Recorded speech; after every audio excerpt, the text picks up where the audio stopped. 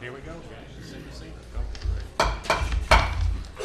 I'd like to call to order the February the 4th Board of City Commissioner meeting of Shawnee. I'd like to say welcome to all of you. I'm sure some of you here are concerned about what's going to go on in the meeting and all that, but I do appreciate your interest and you being here. And thank you so much for coming, to you and to our TV audience for watching. Call a roll, please. Stevens. Here. Agee. Here. Harrod. Here. Maynard. Here. Hall. Here. Winteringer. Here. Smith. We have a quorum. We have a quorum. If you're able to stand, please stand and join me in the Lord's Prayer, please. Our Father, who art in heaven, hallowed be thy name. Thy kingdom come, thy will be done, on earth as it is in heaven. Give us this day our daily bread, and forgive us our trespasses, as we forgive those who trespass against us. And lead us not into temptation, but deliver us from evil. For thine is the kingdom, and the power, and the glory forever. Amen. Linda? Attention, position, pledge. I pledge allegiance to the flag of the United States of America and to the republic for which it stands, one nation, under God, indivisible, with liberty and justice for all.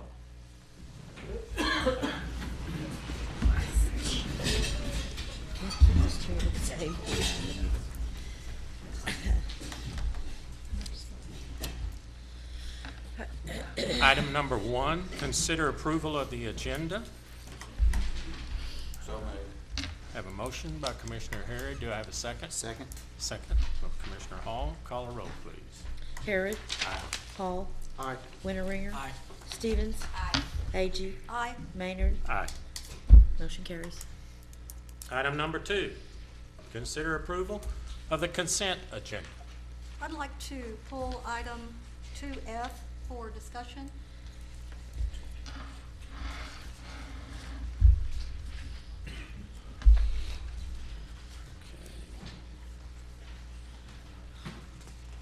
I move we adopt a consent agenda minus item F. Second. Have a motion by Mr. Harrod, a second, with the item number F being pulled for later. Call a roll, please. Harrod. Winteringer. Aye. Stevens. Aye. Agee. Aye. Maynard. Aye. Hall. Aye. Motion carries. Who do we address that? You want to address that now? Okay, sure. Okay, we'll address item number F right now. Let's go ahead and get that. Authorize the purchase of ProPatch asphalt equipment and truck chassis. Okay, I know there's $140,000 allocated on the budget for these line items, but it shows an encumbrance of $66,000, and I was just wondering if our city treasurer could explain where that encumbrance is coming from, and if we have enough money there to cover the cost of that. I apologize, I know you asked me about this yesterday, been out of town, and Right. I've only been back for an hour, and, Would there be someone on the staff, anybody else, or I is can that?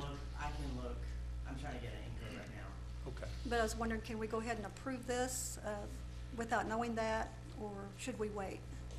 The patch was budgeted for, as I told you, I think it's an encumbrance, I mean, we did a budget in it from a rollover last year, Mhm. and it has not been put in, that's what I'm almost positive it is. Okay, so you feel confident that the Yes. money's there to do Yes, this? there's Okay, money to do that. okay, thank you. Mr. McDougal? Yes, would sir. you like to comment on that, or do you see anything? This is something that I've asked the engineering department to put in the budget for probably 3 or 4 or 5 years. The current truck that we have has almost 700,000 miles on it. We need to replace it. I was unaware of the encumbrance. I did not get your email, Commissioner, so I might have addressed it before now. I'm not prepared at this point to do it. If Cindy can find that information, would be glad to supply it. Okay. Any other questions? Well, then, I think we need to vote probably on this one then. Do you want to move ahead with it? I mean, Uh, Huh?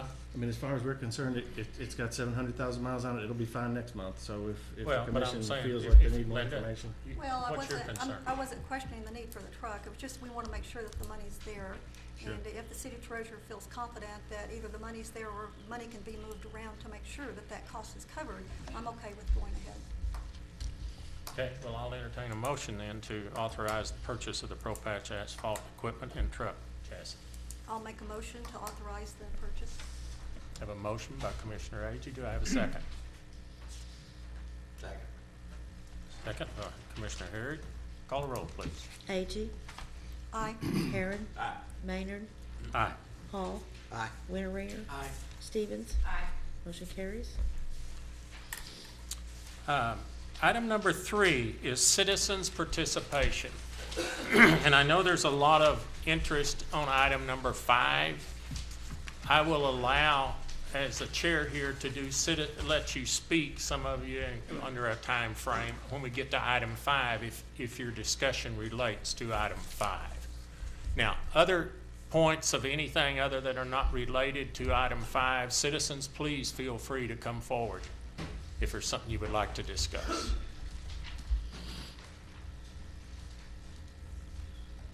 Okay, therefore being no citizens' participation, we will move to item number 4. Report from the Shawnee Area Chamber of Commerce on operations of the CBVB with discussion and consideration and possible action regarding interim budget to cover the period to June 30th. Nancy? Hi, State your name, please, so everybody will know this nice lady that's here. I'm Nancy Keith. I am President and CEO of the Shawnee Chamber of Commerce, and I believe you have copies of a budget, the Convention and Visitor Bureau budget, for the time period of January through June 2013. Obviously, we're here to seek your approval of that budget. It has been approved by the Convention and Visitor Bureau's Tourism Advisory Committee, or actually I guess that's the city's committee, and also by the Chamber Board of Directors. I thought I could hit the high points and you could ask any questions you have, or if you would rather, I can go through item by item.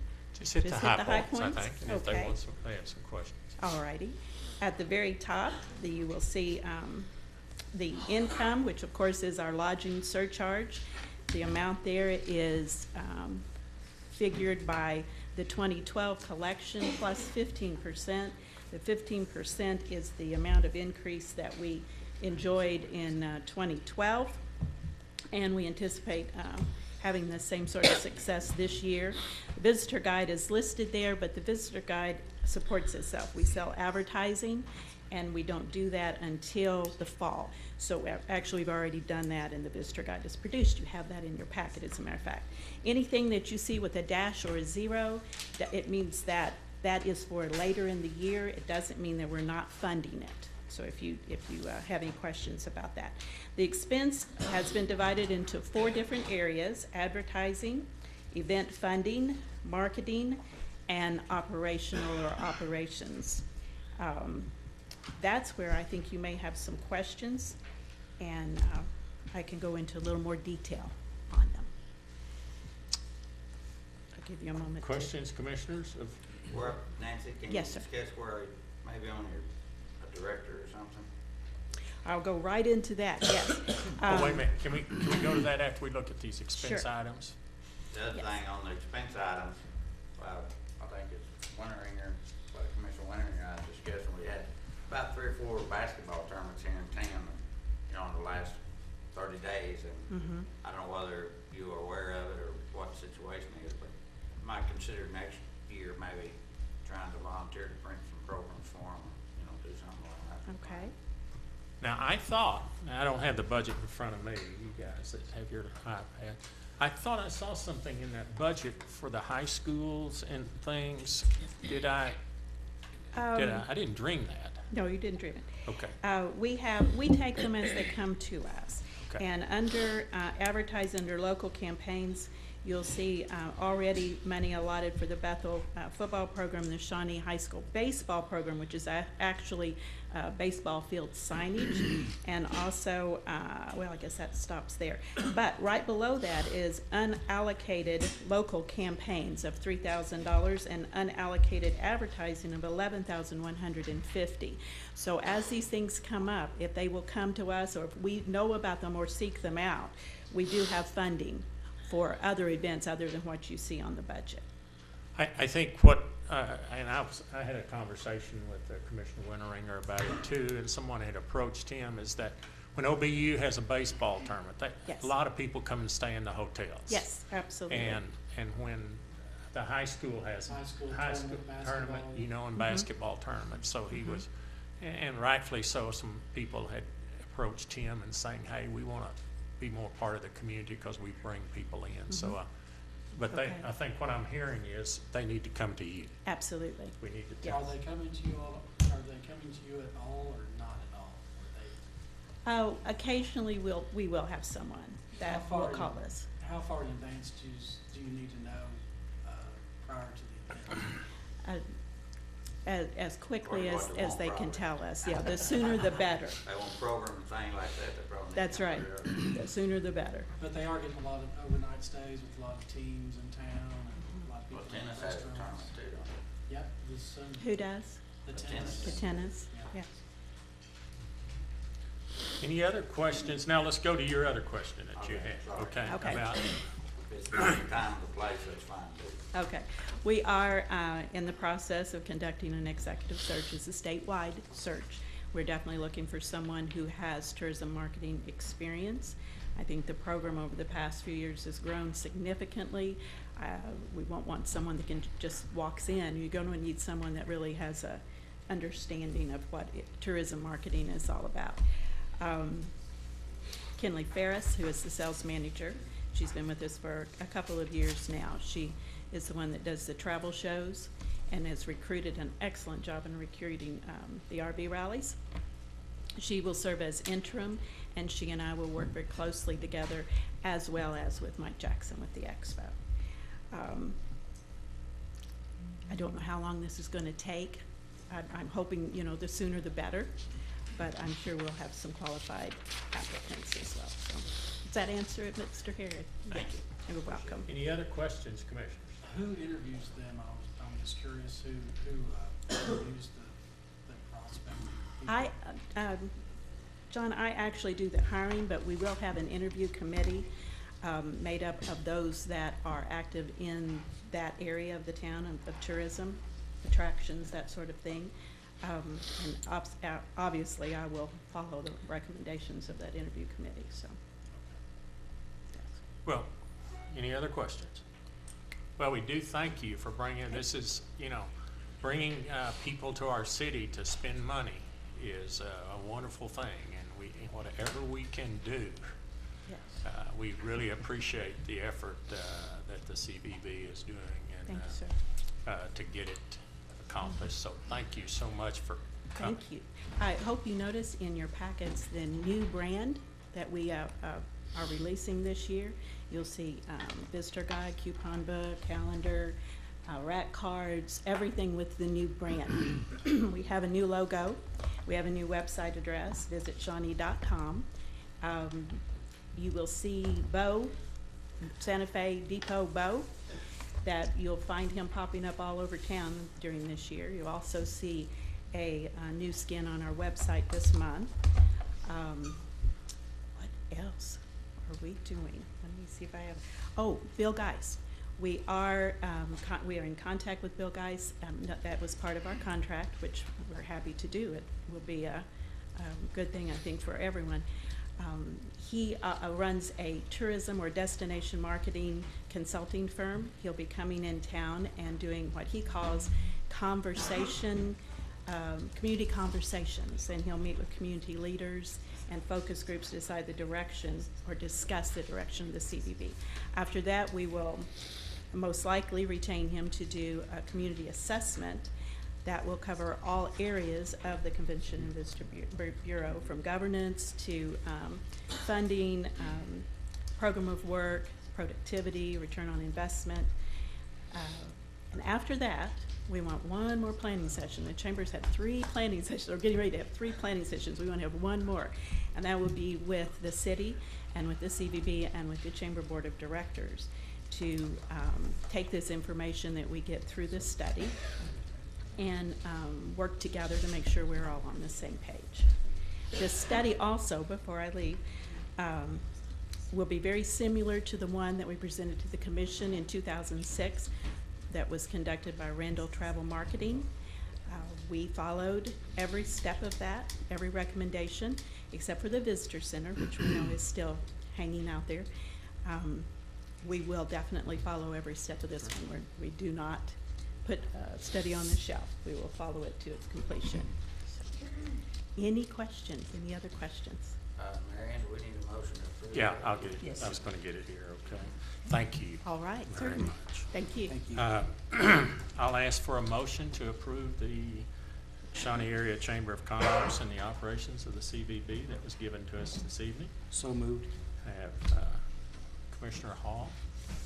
Do I have a second? Second. Second by Commissioner Winteringer. Call the roll, please. Hall. Aye. Winteringer. Aye. Stevens. Aye. Agee. Aye. Harrod. Maynard. Aye. Motion carries. Item number 5. Discussion, consideration, and possible action to appoint insurance to committee to consist of 3 commissioners and 2 staff members to review city contracts with consultants and insurance providers and make recommendations to full commission for any changes. Committee would have authority to request proposals for all insurance-related services. Staff report, please. Thank you, Mr. Mayor. This is put on the agenda at the request of Commissioner Harrod. There are several things I'd like to point out in the documentation, as well as point out that Dustin Brand with Insuric, our existing firm, is here for any questions as well if commissioners have those of him. And in your packets, I identified 4 things that need to be dealt with as part of this request. Consultant services, provider contracts, the city's contribution to the employees' medical benefits, and definition of those eligible for participation in the plan. I won't read the recommendation, but here's in a nutshell what we're asking for as part of the consultant services. It's a good idea to bid out the consultant services and have the commission sign that contract every year. That's our recommendation. However, we'd like to keep the existing work group in place. In some of the conversations that we've had with some commissioners and some of the staff members, maybe one of the things that we do is add a couple of commissioners to that committee. I understand, and I've tried to make the staff understand, that commissioners have a desire to see the Blue Cross Blue Shield contract or the Aetna contract or whatever ends up happening each year, and they need to be a part of the process, commissioners do, simply because you guys are responsible to the taxpayers. And that's what that boils down to. However, again, just reiterating that keep the insurance work group intact. Provider contracts. Or excuse me, I went into provider contracts, now I'm gonna go back into consultant services. I apologize, I skipped one. We've had a relationship with Insurica and Dustin Brand now since prior to my arrival. And there's a lot of history that's provided as part of the backup for documentation for this agenda item tonight. And I won't go into all that except to say that it's been a great relationship. The way that this thing works now is the consultant goes out and shops the insurance each year. There are very few in Oklahoma, probably 5 insurance companies that can provide medical insurance for a group our size. Dustin goes out and takes our claim history, goes out to those different insurance companies, and he basically shops it for us. And he has relationships with those insurance companies that help him get to the right people so that he can get our bids. Super Bowl. Yeah. Long story short, our recommendation would be that we bid out the consultant services, and they need to be bid out periodically. And we do that simply because, again, we're trying to keep, you guys are responsible to your taxpayers to make sure that the money that's being spent to operate the city's service business is being spent well, and that you guys can go back to your constituents and know that confidently. So Dustin knows that I've long been a cheerleader for him and his company. They do a great job for us. But we do feel like the insurance work group still needs to be involved in the process. Again, maybe a solution would be to put a couple of commissioners on the insurance work group, and that provides that connection and that connectivity to it. Ultimately, if the commission desires to be the ones that approve the contract with the consultant services, our recommendation is that's fine. Just allow the insurance employee work group to be a part of that. Contribution toward medical benefits, I put that in there really as a placeholder. What I'm being told about our medical insurance benefits is that because of Obamacare, the cost is gonna go up. As your manager, it's gonna be difficult for me to keep talented staff if insurance goes up significantly and we're not being aware of that. And I'm trying to work raises into the budget on an annual basis, and for particularly some of our lower paid positions, their raises are eaten up by the insurance that costs going up. So it's really a placeholder, no change there, but I thought it needed to be addressed. Finally, another item that the commission needs to address is we brought the issue of the city commissioners being on the city's health insurance plan. That's never been decided by the city commission. We'd certainly like some resolution to it. It is a policy issue, however. It's not something that staff will make a recommendation for. So having said that, Commissioners, Dustin Brand is here. I know that Jennifer Dawson is the current president or chairman of the insurance work group. She's here, would like to have some say, and maybe some others. I'll open it up for any questions. I would add too, that was not in my memo that I should have added in there. Very real fact of what we need to decide too here at some point is we have 2 bargaining units that we work with. And we can't unilaterally change their benefits without going to them in terms of a contract. So keep that in mind. I'm not sure how that will shake out, but I wanted to point that out even though I hadn't neglected to do it in my memo. Mr. Chairman, I'm open for any questions. I'll make a comment or two. First of all, nothing in this motion or this item does away with the employee insurance group that still meets. And the reason why I put 1 or 2 employees on that is so that they could come back and report to that group, and then whoever the consultant is can work with 2 staff members back into the group and have them reaction and input on any insurance or any changes or anything else. We're not going, my intention is not to do any kind of carte blanche changes in the insurance. Our whole procedure is to make sure we're getting the best coverage for the money we're spending. I realize that the insurance is probably going to go up. Mine hasn't for a couple of years. Then I got a notice from my insurance company just January 1st that it's gone up $13 a month. That's just on my supplement. So anyhow, I know, I realize all that, but I think it's the commission's responsibility to hire the consultant, to interview the consultant, and I also think it's the commission's responsibility to approve the contract, whatever it may be, with input from the staff. I'm not saying just run over the staff or what they think or anything else, but I am saying the final decision needs to be up to the commission and not the insurance group. Well, why don't we move on and get some comments? You mentioned, Before we have much discussion, don't we need a motion and a second? no, I think we can get that later after we have our You can do it either way. let's just get our, You folks do it both ways, so either way. well, let's just wait and get our motion toward the end, if that's okay, huh? Either way. Okay. Is there any pluses or minuses to it either way? Well, no, but I don't really, I mean, I read all the information, I know what's gonna be said, and, I don't like wasting my time. Well, I don't want to consider it a waste of time, and I will tell you. Okay, state your name, please. I'm Jennifer Dawson. I'm the chairperson for the insurance work group. We had received notice of the item on the agenda, and as it read, there was no mention of the work group or coordination with the work group. I emailed the city manager before this came out and told him there was no plan to disband the group. Okay. Now, if he didn't pass that on, I'm sorry. As of last Friday, when the agenda was published, that was what we had to go with, was that agenda item. That email was to the city manager and 3 or 4 others, and it's never been in the team, never has. Okay, I just, we sure. met last week, last Friday, after the agenda was posted, and we met to discuss this item and how it was going to affect the employees. Currently, we didn't feel that 3 commissioners and 2 staff members would adequately represent our demographics and our employees. We have 268 employees. We have 16 members on the work group. That includes representatives from fire and police unions.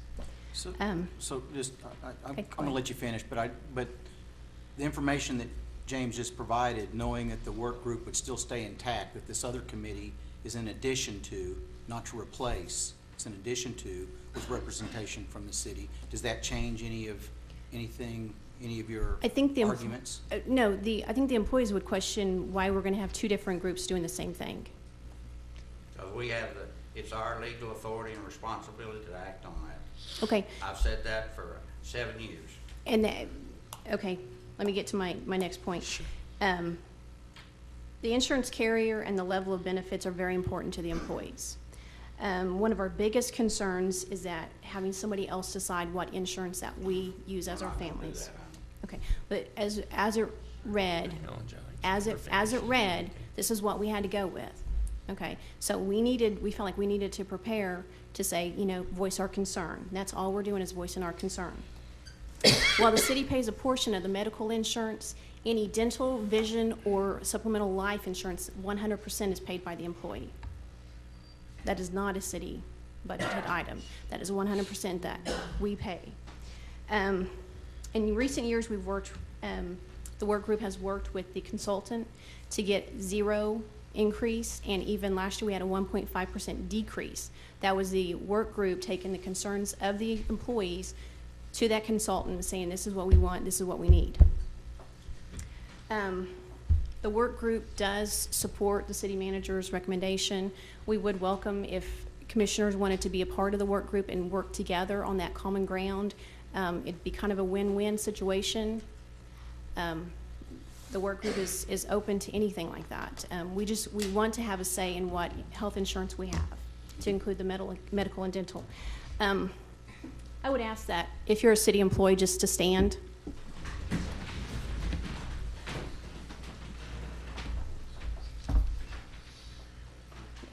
We see you out there in the lobby too. Thank you. That's a lot. That's 268 employees that we represent. We've had some that weren't able to be here tonight that either called and left a message or sent an email saying that they supported the work group, supported the city manager's recommendation, but asked that the work group stay intact. If there's any time that you guys would like to meet and discuss anything, we would be willing to do that. Question? How many did you say is on the work group? We have 16. What we've done is we've taken the departments and asked for representatives to come to the work group. Some of them will represent a couple of smaller departments that work together, kind of a common department. But we have 16, and that includes police and fire unions. Do you all just meet in the beginning of the year, or do you all meet year-round? We've met year-round before, and we had our first meeting last week. We typically meet January, February timeframe. We start and we get with the consultant to see what the renewals are going to look like, if they've gotten any indication how they're going to go, kind of what our claims have been. And then we, usually what we first do at the meeting is, I think there's a memo in your packet, but we say if there's any problems that anybody's had with claims, processing, or anything like that, and then we take those concerns to that consultant and say this is what needs to be addressed. Well, I think the intent is to work together. It's not to do anything in isolation, but currently we have very little visibility to how the decisions are made. Okay. Right? And it doesn't appear like the consultant in the past has been necessarily done competitively. And we have a responsibility to make sure that happens competitively. On the consultant side or the insurance carrier side?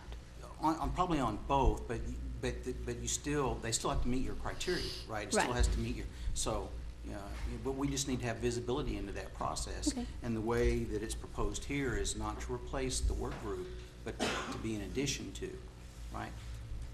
I think in your packet there was a kind of a timeline of things that we had done, and we had a few years ago went out and interviewed different consultants. The work group did, and consulted, decided to stay with Dustin Brown with Insurica. Well, that may be what ends up, I'm just saying. I mean, and we have to go out to bid. We have to represent the taxpayers, and I see where they're coming from on that. I was under the impression that a service was not necessarily legal to, you didn't have to go out for bid. Well, I don't know whether you have to or not, but I will tell you, when the taxpayers of our community are paying 80% of your insurance. Of the we medical. have- Huh? Of the medical. Of the medical. We have a well, they're spending $2 million, right? Help me out, Brian, is that about right? Million seven a year. 1,000,007, I'm sorry, of the taxpayers' money, and we are accountable up here at this table to the taxpayers. Right. You know, so I understand where Commissioner Harriet is coming from, and all I'm saying, because when we get stopped on the street and somebody says, how do you know that $1.7 million that you're giving them is done right? And that's. We can't respond, you see, properly by not having any involvement in it in some way. Okay. Hopefully that makes sense to you, but that's those people's hard-earned money out here that are paying the way. But it's mine too, doubly, because understand. I'm a citizen, but I'm also a city employee, so I pay I understand, anything over that. I understand, I fully understand. So, and that's just, the work group would like to stay intact, and we would like to be involved in that process. Okay, very good. Okay. Thank you for Any your other input. questions? No, but anybody else? I'm sorry, I can speak for myself. Okay, I would like for the consultant to come up and give us some words, if you could, please, sir. I have some insurance questions that I know I'd like to learn a little bit about. State your name, please. All right, my name's Dustin Brand, and I represent Insurica. Sure. And just any specific questions you'd like for me to address?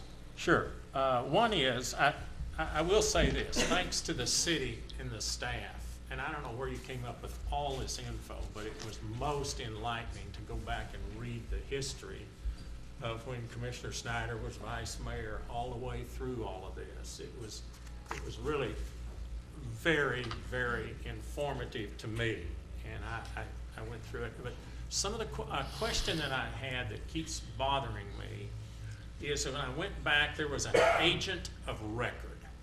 And I think what we want to be sure as a what I want to be sure of as a commissioner is that everybody has an opportunity to bid on our business, whether it be a local agent or a direct company. But there seemed to be some confusion as I read this, that an agent of record could not get the ability to bid, a local person couldn't if you were getting to bid directly from the company. How does that, teach me that, how that I believe works. you're referring back to, I mean, this was several years ago. Yes, sir, it is. It goes back like 05 or something. That is actually a carrier regulation, or at that time it was a carrier regulation. And the company you're referring to is Aetna, and the local agent was Mr. Weedman and the Wall Brothers, I believe. And they were declined a bid from Aetna because of the volume of business they'd written, or whatever the rules were at that time. Insurica had nothing to do with that at all. I did check with the carriers, because when you're going out to the medical markets these days, you know, there's only just a handful of carriers, as the city manager pointed out earlier. You're dealing with Aetna, Blue Cross, Coventry is still around, but you know, they've been gobbled up by Aetna, so their days are numbered. But you know, when you're going out to these carriers, you know, if you're not even appointed with them, how are you going to deliver the business? I mean, if a So local what you're agent's not telling even me- working with the current carriers you're contracted with today, how are they going to address your needs properly? So let me see if I hear things kind of funny in my old age. In other words, if you went to the companies direct and said you can bid on the city's business, also a local carrier, a local agent could bid also. And if, while he puts his commission in there, if he came in here lower than the company was willing to take a loss or what, and he met all the criteria, he could get the business. Or if he didn't meet that, it would be a company that we went direct to. Is that what I'm hearing? I have reduced my consulting fee so low on the City of Shawnee's contract, I would beg the carrier to give them a quote, to be honest with you. Okay. Because they're going to have to add in commissions. We do this That's for okay. very, very low expense for the city. I grew up in Shawnee. I like Shawnee. I like the citizens of Shawnee. That's why we do it. So, But I don't think, what I've heard is we're not trying to eliminate anybody. We Absolutely. just want to be sure that they have an opportunity to play in the ball game And they, if they're qualified to be on the field. absolutely, and if you know, Is that- there's a lot of different ways. Explain what I'm trying to say, James, huh? Do y'all understand? That's, so what you're saying is that old agent of record that was in the past no longer is, in other words, you can still get, again, let me repeat, you can get bids direct from the companies, and they have the opportunity to bid if they want to locally, or somebody over in Seminole, or somebody over in Little Rock, Arkansas. That's right, Okay. that's right, and I would even help them get the bid. Okay. That clears up a lot for me. I was a little confused Sure. about that. Yeah, you know, as the consultant, you're collecting a fee. I'm not contracting and collecting a commission from the carriers. I'm collecting that directly from the city. Sure. If any other agents want to work on this, that's great. You know, But I mean, We'll definitely if give they them the bid data. it, let's just say you were the consultant, you would review their bids to be sure that it fit within the parameters that the committees Sure. involved in this, said this is what we want. Right, it would be unbiased because my fee is my fee. It's not going to change. Okay. So if any other agent would like to bid on it, we would welcome that opportunity. And if there's an opportunity to work together on it to better serve the city, that's great. So, any other questions? Didn't mean to dominate the questions, you guys, the rest of you, please. I had that in my notes, and I just really wanted to clear that up Sure. because I knew you were Yeah, an that's- insurance person. The things have changed a little bit since then. With healthcare reform, a lot of the carriers have changed. They've cut costs. And they have gone in and de-appointed some agents if they weren't selling business, because it does cost them money to keep them appointed. In a situation like that, I can't, you know, I probably couldn't change anything like that. But if it was a situation where they were trying to block, the carrier was trying to block a broker, you know, if the city wants a quote from them, I'll type the sample letter to send to the carrier for you. Okay. All right. Other questions, commissioners? Yeah, I have one more question. So, the way it works today, how do we as commissioners know that we're getting the best deal? Well, the way it has been working, and Shirk has been I mean, we've just been flexible in how we've managed and worked with the city.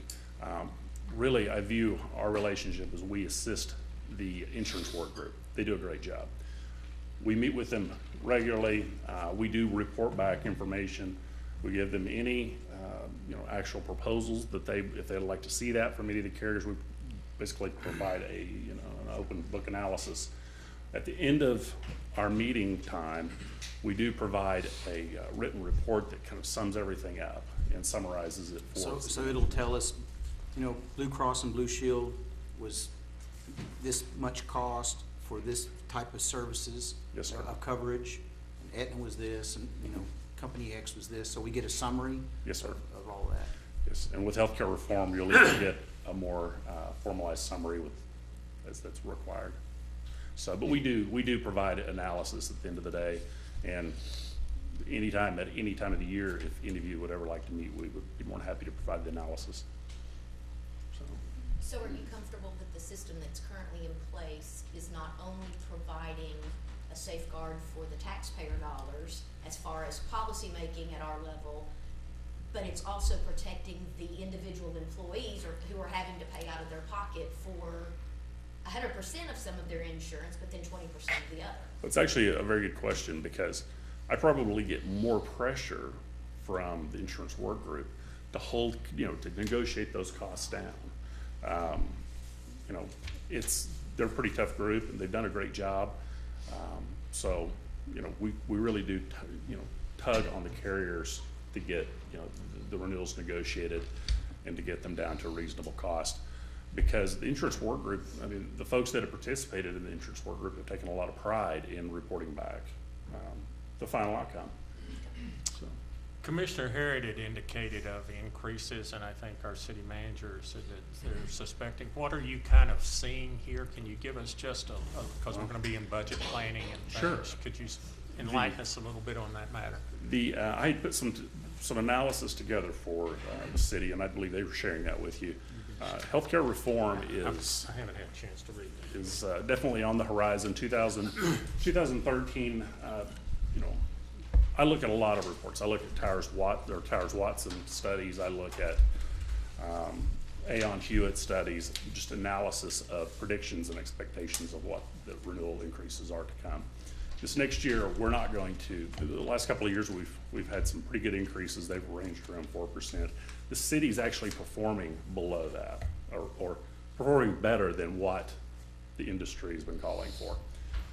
2014 is probably going to change. It is going to change. The carriers are going to be facing more risk through adverse selection, and it kind of ties back to underwriting principles. The really large increases are really going to be focused on individual health plans, those individual policies sold with Blue Cross and Aetna, small employers, and healthcare reform defines small employers as an employer having fewer than 100 employees. So it's fortunate for the city's plan, you do have over 100 employees participating on your plan. You're still going to be experience rated.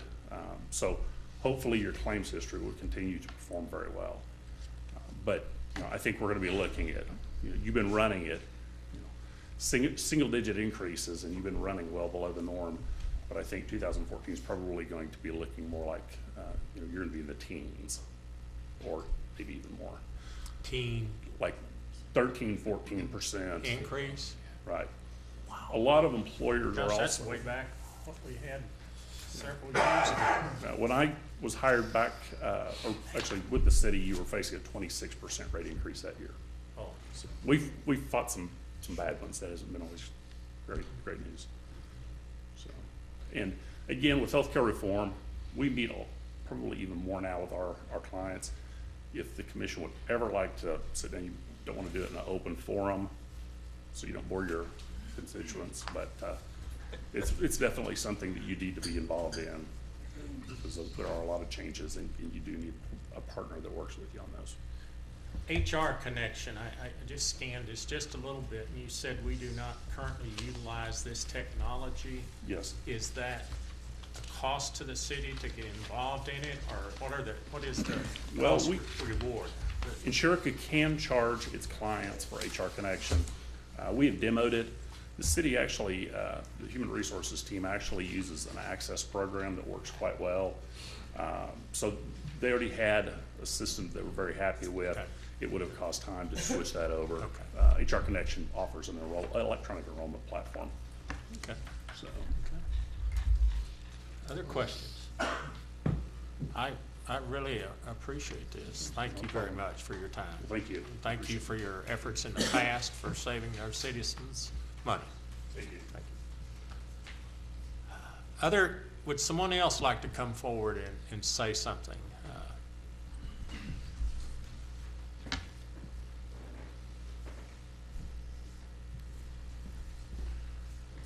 Evening. I'm Chip Shepard, Lieutenant with the Shawnee Fire Department, President of Local 206. We come in here tonight just to voice our concerns with the work group. Now we know you don't plan on disbanding the work group, but we hope that you'll work with them. We feel that it'll be better to work together, not do away with them, leave the employees who work hard for their money that goes for their insurance in, so they still have some say-so on what insurance benefits and packages they receive. And I think that's the main fear from all of them, is that they're going to get cut out of the picture and they're not going to have any say-so on where their insurance money's going or what plan they're getting. So we just ask, when you look at it, we wanted to know why. First of all, the commission all of a sudden wanted to dive in when we've had this work group that's been working so well for the past several years. Since '05, it's been in place and it's worked great. We've got union and non-union working in the same group for our insurance, and it's been awesome. And then we start panicking, and all of a sudden the commissioners want to throw 3 in there and 2. We didn't get the email, and they were like, why are they power sliding on what it looks like to us? Okay, they're fixing to take over on our insurance. But we feel if you want to be involved, it's your right to be involved for the commissioners, that you work with the work group. Take the 3 and put them in there with the work group. And then you'll be involved in the circle. You'll know everything that's going on. You'll know all the questions. And there's people there that can answer your questions. Dustin he's in there. He can answer the questions. I had a bunch of stuff wrote down, which y'all covered a lot of it, and I don't want to waste your time. But if we feel... If you notice on all that information that the city manager put out, James Harrod was the only dissenting vote on most of those things, so I'm well aware of all the problems down to, including down to 2000. Well, I've been getting up to date. I wasn't aware of it. I mean, you'll notice James Harris voted on there, Commissioner Harris voted no and so forth. So I think I started serving on this commission in 2000. So yeah, I'm well aware of everything that's led up to today. And I- before '05, we had a lot of insurance mishaps that were not very good around here. And since '05, it's gotten a lot better. So we like to say, you know, one of the things, if it's not broke, don't fix it. It's working good. Well, I've talked to the former city attorney, and the first thing that happened was he said it was done by ordinance, that's why it's legal. And then you come find out, when you do the research, that it wasn't. So that really concerns me that, you know, a citizen out here in the city of Shawnee could file a lawsuit against the commission for non-supervision of their money, which is what I'm afraid of. And I'm gonna supervise it. It's my responsibility to supervise it, and that's what I intend to do. It might get voted down here tonight, but that's still, I'm gonna do everything I can to make sure that this commission is protected. And I'm a little bit concerned here that there seems to be an assumption, and I think it's an erroneous. Well, is this question directed at him, or do you just want it under comments? Well, I can wait till. No, I mean, we can do it, but if we have some questions to Okay. him. Do you any more questions of him? Okay. Thank you very much for your All right. input. Thank you for your time. We really appreciate it. Thank you. Thank you. Okay, any other public input? Linda, hang on to that. We'll get this right now. Okay, please. Okay. Okay. Let's have a little discussion. All right. I'm a little concerned that there seems to be an assumption that the city commissioners, being a majority on a committee, will not have the best interest of the employees in mind. And I can assure you, if I'm on that committee, that that's not true at all. I think that competition is a good and healthy thing, and as elected officials, we are ultimately responsible at the end of the day for the $1.7 million of taxpayer money that is spent on the medical insurance. And we also, though, feel, or at least I do, and I think we all do, feel a responsibility to the employees of this city. I think the employees that the city of Shawnee has are great. I think we'd put them up against any city throughout the state. And they work hard. I've met and spoke with a lot of them, and I have the utmost respect for their talent, their skill, and their hard work. And I, for one, will do everything that I possibly can to make sure that they get the best deal that they can. But again, it's the money is our responsibility. The employees, I believe, getting them the best deal. But I think the only way we can do that is to have open and honest competition. And since we are responsible, I do believe that it is the city commission's responsibility to have control and oversight over that process.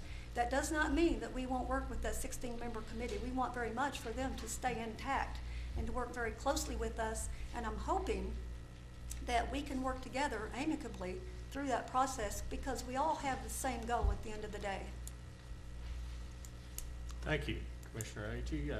Well said. Commissioner Stevens, any thoughts? Commissioner Winteringer?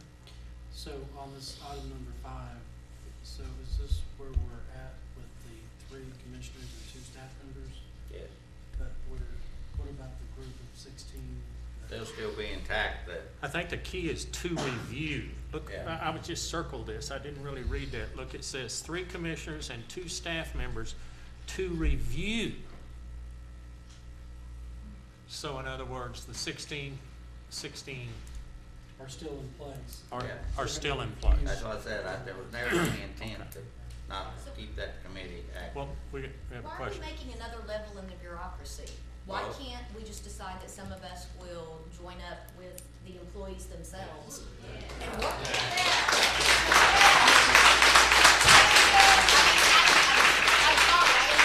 I understand that a lot of you all are retired and don't have small children and jobs and things like that, but our employees do.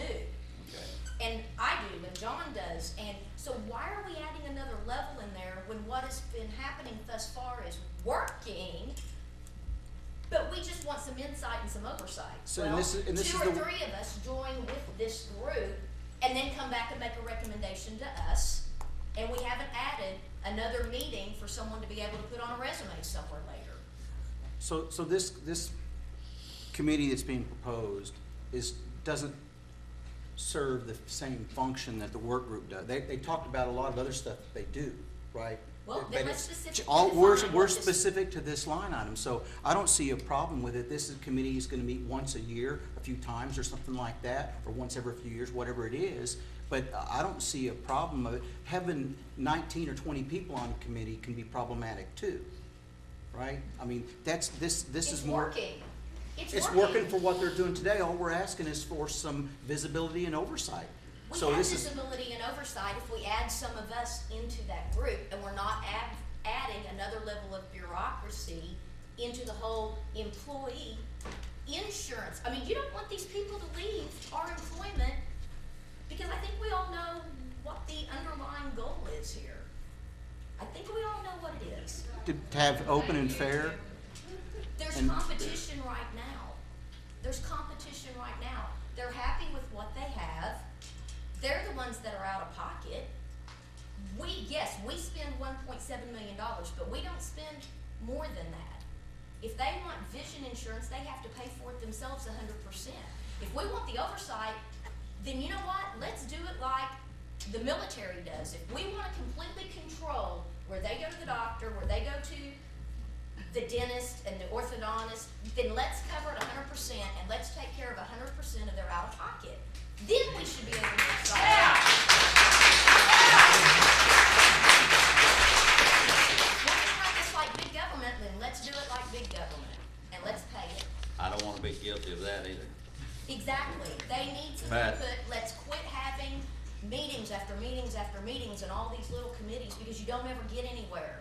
You're just creating Well, I'll grant you one another thing. We will get mismatch somewhere. in the process. I grant you one thing, we'll get somewhere. Because what has happened too, and I'll tell the employees for the last 4 or 5 years, they put a cap on your insurance of what we're gonna pay. None of the commissioners had any clue how much, whether your insurance was increasing, decreasing, or anything else. So we could have, if we'd have known it was increasing, we could have picked up probably some of that cost, but we didn't know it. I tried to find it out, I couldn't find it out. So anyhow, I mean, this is, you can lay it all on James Harris, I don't care, but we're gonna try to cover and make sure you're covered and make sure everything's done, correctly and legally. That's my problem. And like I said, if it's voted down tonight, you look for it again, cause I'm not gonna give up as long as I serve on this commission. It's our fiscal responsibility, and I'm gonna do it. Can't we have the fiscal responsibility with 2 or 3 people on the No. board of 16? Yes, you can. Well, I can tell you exactly, I don't wanna hurt anybody's feelings, but, from the people that, some of you, serve on that committee in 2005, were not really upfront with all of the people that you interviewed for consultants. So that's why I feel like we have to take it over as far as the commission is concerned.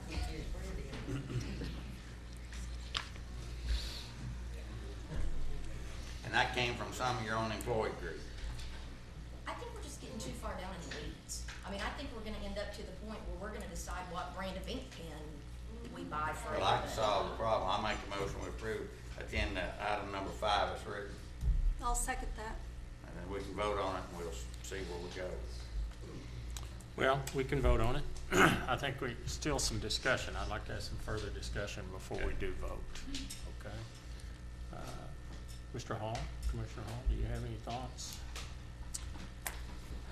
You know, I kinda said what I have to say. I just wanna make sure that it's done openly, fairly. We have visibility, we have a responsibility to make sure that the money is spent wisely. Nobody wants to to do away with the working group as it is today, right? Nobody wants to not have the employees involved. It's, 100% my intent. I'm gonna echo what Linda said. I wanna make sure that the employees are happy and that they have insurance provider that meets their needs. But we're still obligated to have some oversight on how that money is being spent. That's why we were elected. I might not like it, I don't wanna make anybody mad, but that's the truth. That's the way I interpret things that's been told to me and things that I've read. So in order to do that, we need to be able to see how the consultant is selected and if it's done fairly. We need to see the insurance provider, if it's done competitively, whether you shop it or bid it out. Doesn't have to be bid out, but we need to see that it is market price for the services you get. And there's, you know, and we have to be involved in that. I do not see a problem at all with this time of additional committee, because it's not gonna meet that often. It's not gonna do a lot of the same things that the working group is gonna do to, you know, at that tactical level. And Commissioner Hall, why don't some of you all that are new, why don't you all spend the next year meeting with this committee, watching the process, watch the employees' discussions, their concerns, and then a year from now, if there's a problem or if you think something needs to be fixed, come back and we'll talk about fixing it. But if it's not broken. It is broken. It is broken Who right now. told you it was broken? Because the last 4 years, or 3 years, whatever it is, we don't know if the consultant has been selected competitively, right? We know that it hasn't, right? We got a staff recommendation already to do this. We don't know that we're getting the best deal for the insurance provider. But if right? our employees are happy with what they're paying out of pocket, If they can get the same coverage, 20% lower. if you were to see within the next year that there was a problem with the process, then you could intelligently come up here and say, I've watched it, I've experienced it, here is the problem, and this is the solution to the problem, I think. Not just jump out there and say. I can see that we have a problem today on the way it's been done. Not that the working group is not doing what they're supposed to do, but the commission, this group here hasn't done what we're supposed to do. It has nothing to do with the working group. It's the commissioners here. Okay, then why don't you join forces with this group over here and watch it? And then you can come back to the commission and report to us. You know what?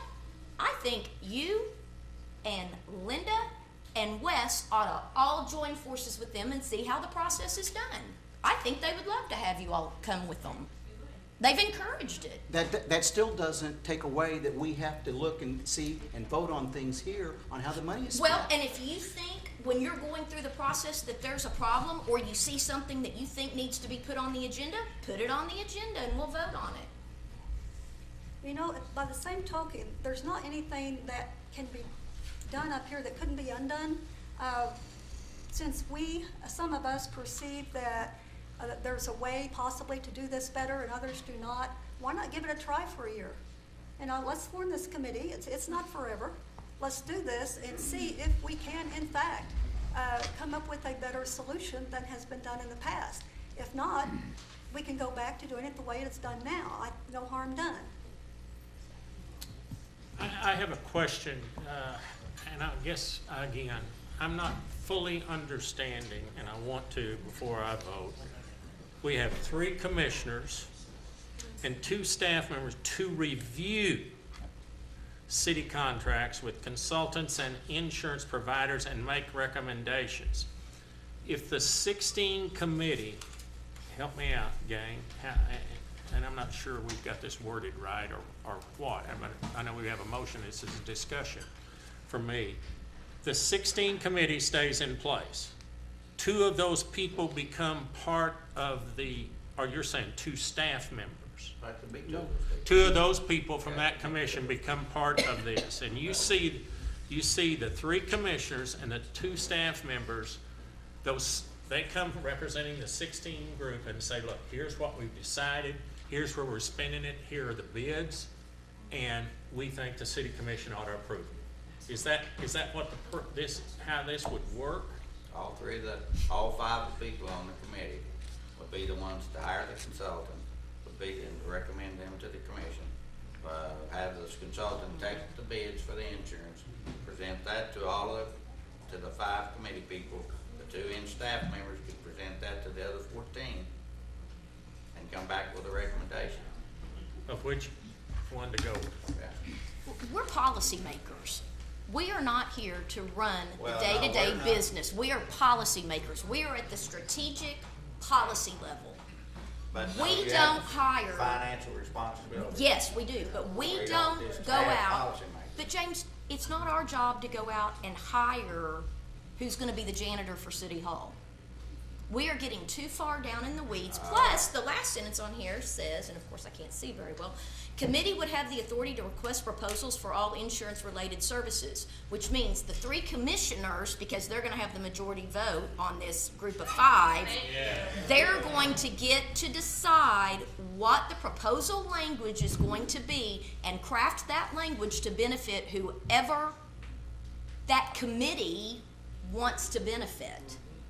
Oh, wait, I asked for a copy of the same proposal that the individual was hired for this, for the present consultant. We'll use that same form. It doesn't have to change, don't need a third party or anything else. Well, We'll just use we the don't same know form. until you get on your committee of 5 and the 3 commissioners have the majority vote and decide, oh, well, we're gonna change this now. I would just prefer that before we quit changing things, I mean, some of you haven't even been through the budget process yet. I would prefer, no, some of you, you have, John has, but some of the rest of you all have not lived through the budget process here. And I think you need to experience some more up here, the budget process, negotiations with the unions. I mean, we can't unilaterally change stuff in their contract, but are we gonna decide all of a sudden that we can? I mean, I think there's just so much more involved, and we're gonna create so much animosity There shouldn't be any animosity without at all. needing to until it's specifically stated, this is the problem in the process. And I think our employees are happy. I think, I go back to the thing that concerns me, is if Mr. Krywicki came up here and we said, Mr. Krywicki, go build us a bridge. No, but I mean, he's always bringing bids to us. I don't mean to pick on you, I'm just using that as an example. And said, here, you got $600,000 to go build the bridge. And then we find out that we could have got that bridge that we wanted for $400,000. And the way our system works today is he writes the specs, goes out and gets the bids, and comes before us to sign off on, correct? Right. Wes Maynard doesn't write the bid and doesn't write the specs. Right. I agree. That's my point in this. We should not be involved agree. in We're that not gonna be doing process. that in the future. Right. That If should, you're on the committee of 5 and you have the authority to go out for proposals, you are writing them. You are making those decisions. I don't think that's the intent at all. The intent is to Well, understand what the criteria is. What not does the language understand the say? proposal. Committee would If it's have not the the authority. intent, then we need to maybe look at, James, redoing some of this language. Yeah, here. committee would have the authority to request proposals for all insurance-related services. Well, then, actually, the commission is the only one that has the authority to do that, as far as I'm concerned. And I agree, I believe the committee does that. I mean, if we want the committee to bring to us what they ultimately decide they want, and let's have someone explain it to us so that we are truly involved in the process. Some of us sit on the committee with them, then bring it back to the full commission and have us vote on the contract. I mean, You know how many times I've requested that kind of information? At least 5 or 6 every year.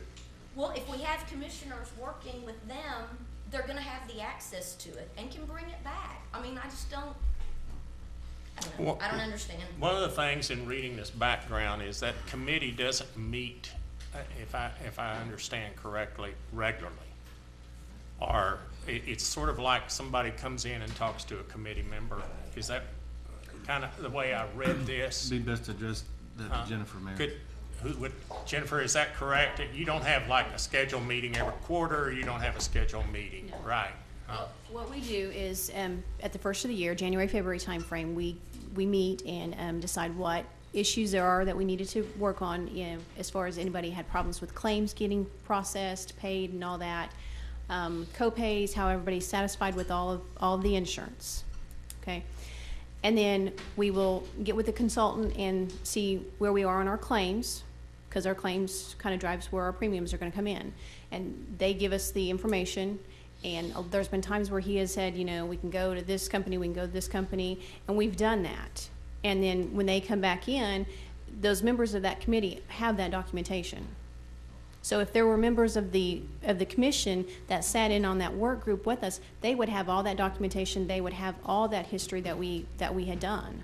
But yeah, we don't have any, like the first and third Monday of the month, we don't have any kind of set schedule like that. It's based on, we'll probably, this next week, we'll set a time to meet with the consultant and to proceed for this year. Okay?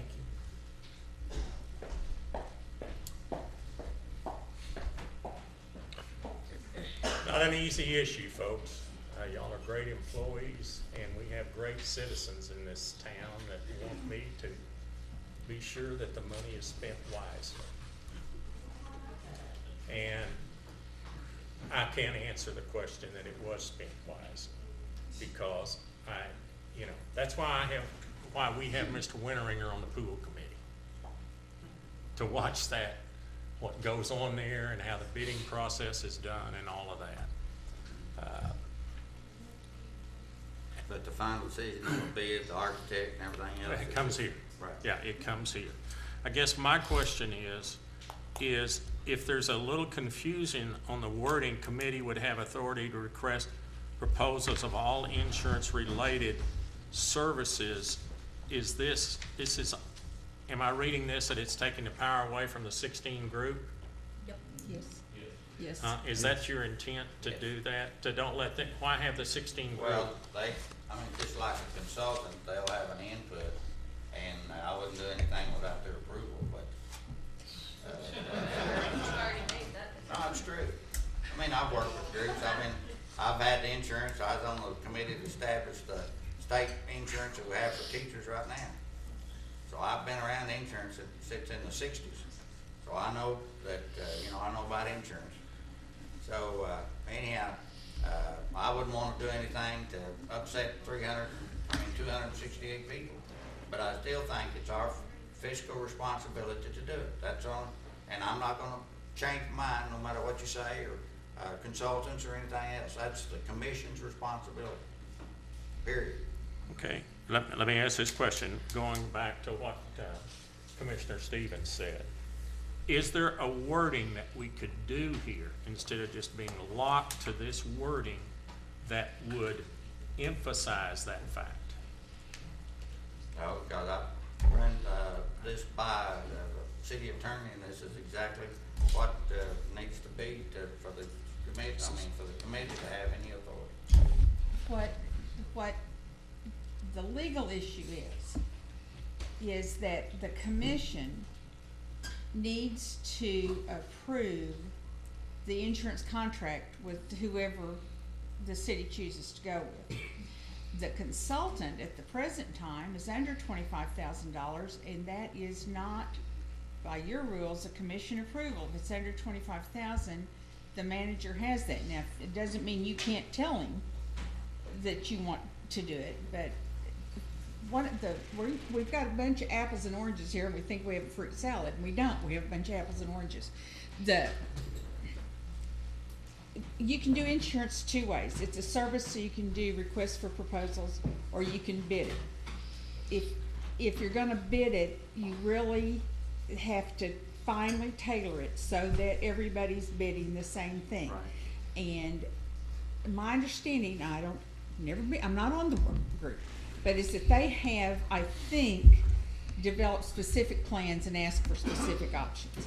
So that they're getting proposals, but it's as narrow as if they were getting a bid, I think is what's happening. And then the other thing that they're looking at, that you would wanna look at as well, is in addition to how much something costs, how are the services, are there enough claims people, are they prompt, all that kind of stuff. Are they reliable? Are they reliable? What's the experience with it? It does need to ultimately come to you. I think we need to take that as a given. Is that when whatever process you choose, when there's a recommendation, whether it comes from a new committee or whether it comes from the current committee, it needs to come on here, and y'all need to vote up or down. You can take their recommendation or not take their recommendation. So, that's gotta be the end result. What you're struggling with is how you get it in front of you in a format you're happy with. So, I think you need to take it as a given that you want it to come to you, and everybody needs to understand that. And then y'all need to come to terms with how are you gonna get there. The way I understood Commissioner Harrod when he asked for help with this language, and the way I read this language is, for all practical purposes, it abolishes the working group in terms of what they actually do. They might could meet and tell you that, you know, they want something to go up or something to go down, or they want lower copays or higher copays. But in terms of they're doing actual work, and going out and getting the proposals and all that, this would take that authority away from them. That's my understanding of what Commissioner Harrod wanted to do, was to move all of that essentially to this new committee, that would then maybe the working group might stay on as some kind of advisory, but the actual work would move to the new committee. But even in other areas of our city business, you know, you mentioned John, he comes to us and says, I wanna go, this is an RFP, can we go out with an RFP? And we review it and we say, yeah, let's go out. So I think that's the intent, is that, you know, we should see that even before it goes out.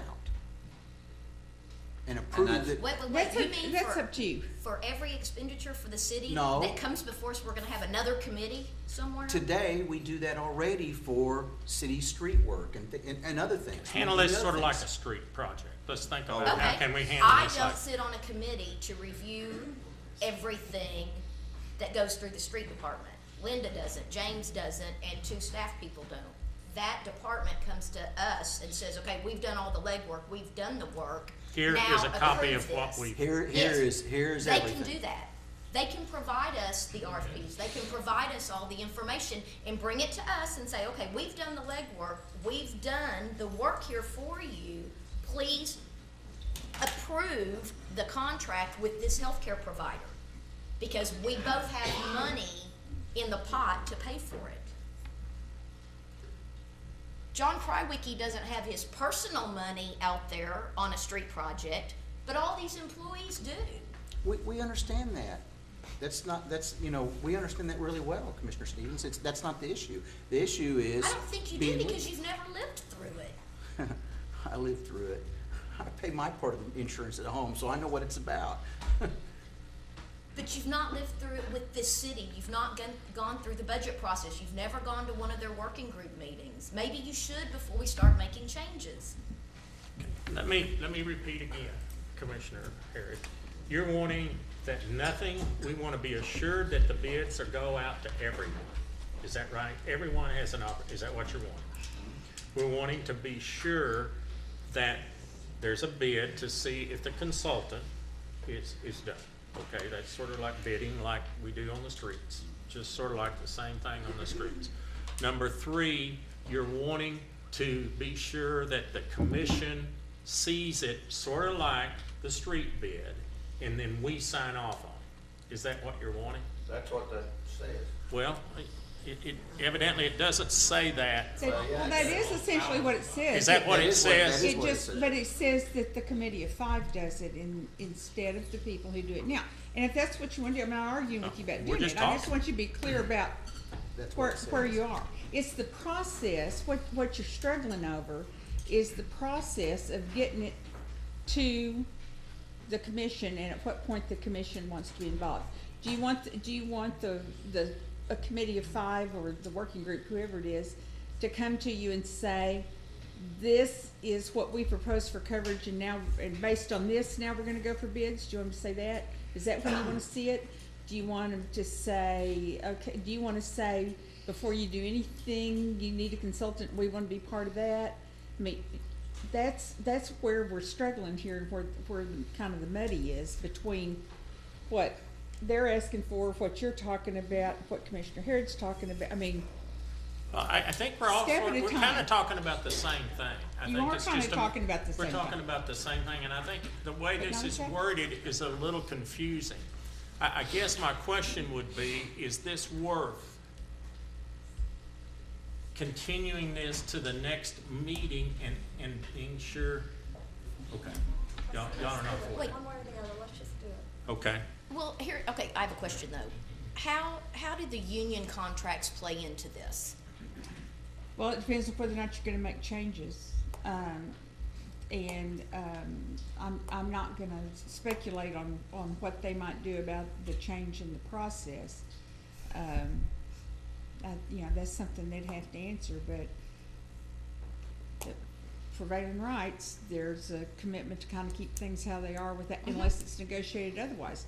They may be perfectly happy to negotiate otherwise, they may not, we may end up in a big fight about it. But, you know, that is what it is. I don't think they have any question but what you have budget authority. Right.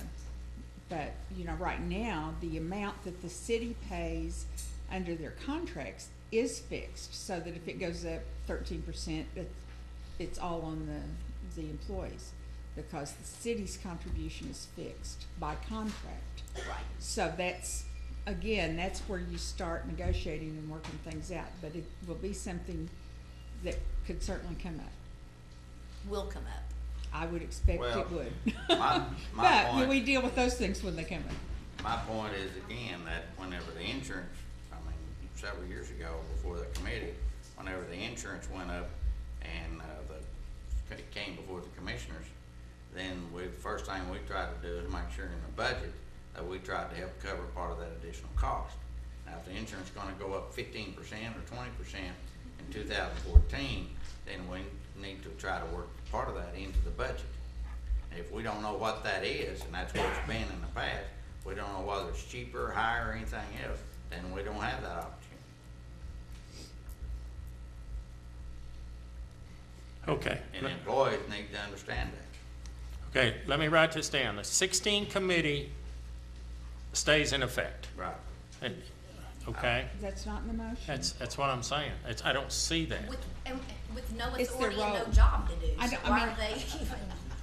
You're not advisory really thing. you can't really abolish the committee, I don't It's think. not, that's right. But you guys really can't abolish that working group. But what this does is it basically strips them of any authority. So if you want them to have some authority or input, you may wanna consider amending your motion to define what authority or input they're gonna have, what involvement they're gonna have. But, you know, but the motion's written the way Commissioner Harrod wanted it, and what I hear him saying, this is what he wants you to vote on. So, but if one of you wants to amend it, that's also your prerogative. Would you consider amending it to be sure? Or just an advisory committee, the 14 as an advisory group, that'd be fine. But But we don't need an amendment to do that. but it doesn't say that here. No. This but- reads almost like but it's to- abolishing that. To retain, it doesn't say we're abolishing it though. I think to retain them as an advisory group, that we don't need to take any action on that.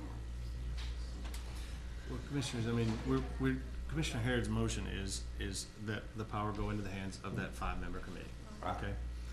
That ultimately is what you guys are gonna have to decide. If you want them to be advisory, I need a little clarification on where they fit into the process. I wouldn't change that, I wouldn't wanna change their insurance coverage or anything else without, those people that it's gonna affect being involved and making those decisions. I just wouldn't do it. Then why don't we become a part of the insurance working I've group? tried for 7 years and I'm not trying anymore. I'm done. Well, and I don't know that fixes it based on what Mary Ann said. We still have the obligation to make the vote on it and everything, right? So And we right become a now- part of that, we put in the motion that then we will bring the contract back to the city commission to approve once they've done their work. That's easy enough. I think- It covers everybody, and I think it's a win-win situation for everyone. Employees have input, commissioners at the RFP making decisions, talking to carriers, talking to employees are involved. Once you hammer everything out, bring it back up here, let's vote. I think 3 commissioners on a 16 or 19 member committee will not really have much authority.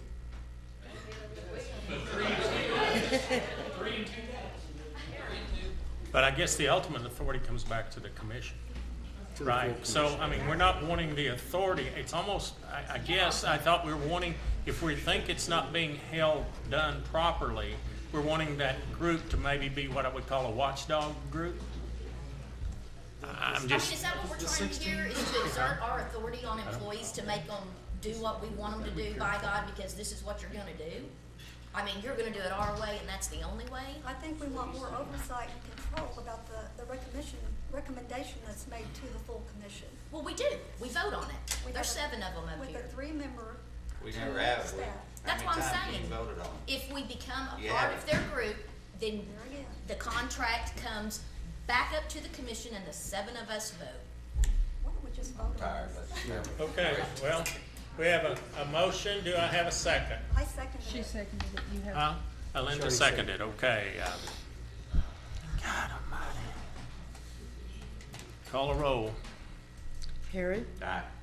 Agee, Aye. Maynard, I've got to look out for the taxpayer eye. Hall, Aye. Winteringer, No. Stevens. No. Motion carries. I would ask the commission a question Sure. based on what has just been voted on. How much time is to be involved in this review committee and the additional members? The current work group, as it has been in place and as it is thoroughly functioned with great minds and intelligent people, managed to get through these proposals, these reviews, the comprehensive coverages of what's not covered, what's gonna cost here, and what that procedure is. How much time are we talking about with the 5-member review?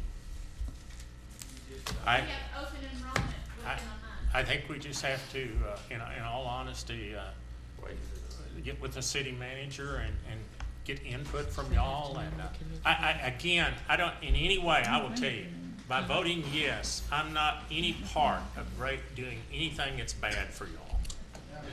And you may think that is, but that's not true.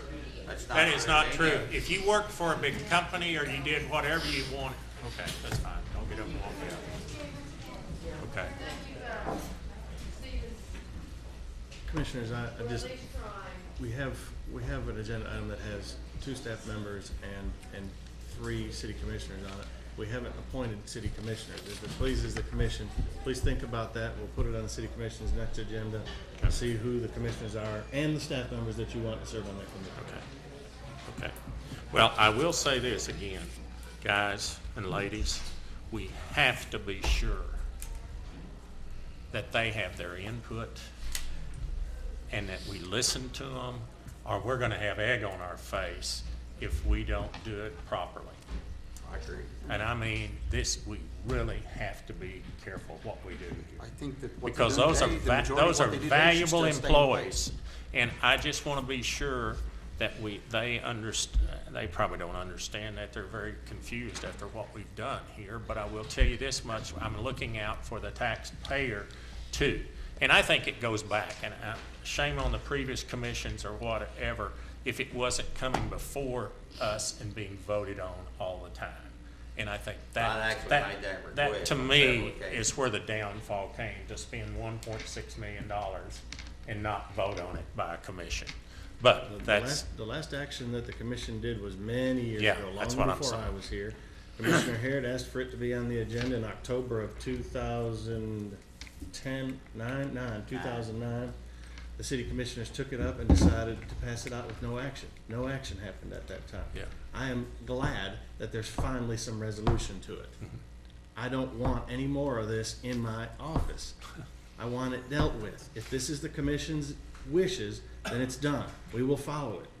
Understand that. well, I probably won't be on that committee, but I will tell you this much. I am going to constantly be a watchdog and asking a ton of questions to be sure that these city employees have their input and that there's nothing that we do to railroad this thing down any way except what's best for both parties, and we're involved in it. Is that understandable just from me? Okay, I'm sorry. Yeah. Okay. What do we, I'm sorry. Can I have the existing consultant contract, when does that expire? March. think we looked at today, it's March 6th. So we're right in that. So right in is that the stage. committee's job to run is it, now. that It is. 16-unit committee to run and get No. that? No. Nope, This that's agenda authority now, item so was better for hurry. you guys, and now in 2 weeks, I'm gonna put the 3 members on there of the commission, and you guys are gonna decide who the 5 members are, and then we've got a very short period of time in order to get a consultant hired. Well, in the I interest started of, actually this in December, It's the 4th of February. And we're- You're not gonna have time to advertise it. but, like I said, I started this in December, and I had it last year. And, anyhow, we've had plenty of opportunities to do this, and it just, keep getting put off. And now we're, up against the wire, which that upsets me. We'll do it just fine. Normally what happens is we Okay. get these rates in mid-April. We need to give the consultants a couple of weeks to be able to get their proposals back to us. We'll be just fine. Okay. in the interest of time, do we need a special call meeting to establish that committee, or is 2 weeks okay? I would welcome that. Okay. Well, Let's do okay, that at let's, the end of the- okay, we'll do that at the end of the agenda. Okay, item number 6, discussion, consideration, and possible action on Rita Knight Tabor's appeal of administrative hearing officer's order on January the 10th, 2013, to remove all structures from 5 lots, including all concrete footings and the cellar located at 915 East Hayes. Mrs. Knight, are you Mrs. Knight Tabor? I am. Uh-huh. My name is Rita Knight Okay. Tabor. Great. That property has been in my family for many years. And this is Robert Paul Knight, my brother. And we thought he was the current owner of the property. And we found out last Thursday that there's snags in the deed. Found out that it belongs to the 3 of us and my father, who passed away 10 years ago. Well, I went through probate, became the administrator of his estate, and signed the property over to Robert. But it's not that way in the courthouse. So somehow or other, there was a mix-up. So I'm gonna let him address it. Basically, what I'm asking for is just a change in administrative order. I have a buyer for that property that lives just south of that, just extending his property, and he joins right up to it. I don't mind tearing down the dwelling of the house, but he wants, contingency of buying that, he wants the outdoor property and the retaining wall, the cellar. And Wait a he'll minute, keep that. say that again. He wants the buildings that's on the property at this time, except the house, and I have no problem tearing down the house. But the garages are in good shape, and he wants to buy the property as long as the garages are. There's are 3 outbuildings. There's 3 outbuildings and a retaining wall that maintains it from falling into the street, the dirt and stuff. He was here just till moments ago, but he His said that- daughter had started contractions, so she Contractions. had to leave. But I have a buyer for it, and I've already contacted 2 vendors of the demolition stuff, so I'm getting bids on it, so I'm faithful, I'm trying to get tore down, that's not a problem with that. I'm just asking for a little extension so we get this cleared up on the deed, and the buyer's gonna bring up all the taxes and everything up on that. He wants to just extend his property, it joins right up to each other. He can use the buildings, I just hate tearing down buildings that he might be able to use, and it's right on, that way it'll be just an extension of his property. So is the buyer gonna clean it up and? Yeah, everything's gonna be cleaned up and everything on that. How much time do you need? Until the end of April. I'm just looking at trying to extend it 30 days or so I can get that done. We had the snag of the deed. Yeah, and get it demolished and get it all out. The house, I have no problems getting that out and getting away. I just hate tearing down some buildings, but he told me it's right next door to his land. He liked to use the garages and the cellar, and I don't see no problem with that if he can do it. Could you have the house demolished by the end of April? Yeah. Justin, are you aware of all of this? He's gonna come up next. I'm gonna ask him up, okay, after they finish, okay? Any questions? Thank you very much. Mr. Erickson, please, sir, come forward and enlighten us a little bit. I saw some of your pictures and things. Thank you, Mr. Mayor and Commissioners. I was aware that the owner of the property was seeking a buyer, and so that is good news that a buyer has been found. Our primary concern is the residents. That is the most immediate hazard and is, in my opinion, beyond repair. Based on what the owner stated to you this evening, I do not object to providing them some time to close on the property on the sale. I would ask that the the order continue to apply to the primary structure, and that does require that a demolition permit be obtained by March 1st and that the structure be removed by April 1st. And so I certainly do not oppose if the commission wishes to limit that order simply to the primary residence. I'd be happy to answer any questions that you have. Our concern always with these properties, oftentimes there is a primary structure, a house, and then there's additional structures, outbuildings, storm shelters, et cetera. Many times, if those are left, they can become hazards themselves. The storm shelter, for example, is currently unsecured, and those do tend to be particularly attractive to children and others that could be injured in there. However, if a buyer is found and can come forward soon and secure those and make good use of the property, that's our preference as well.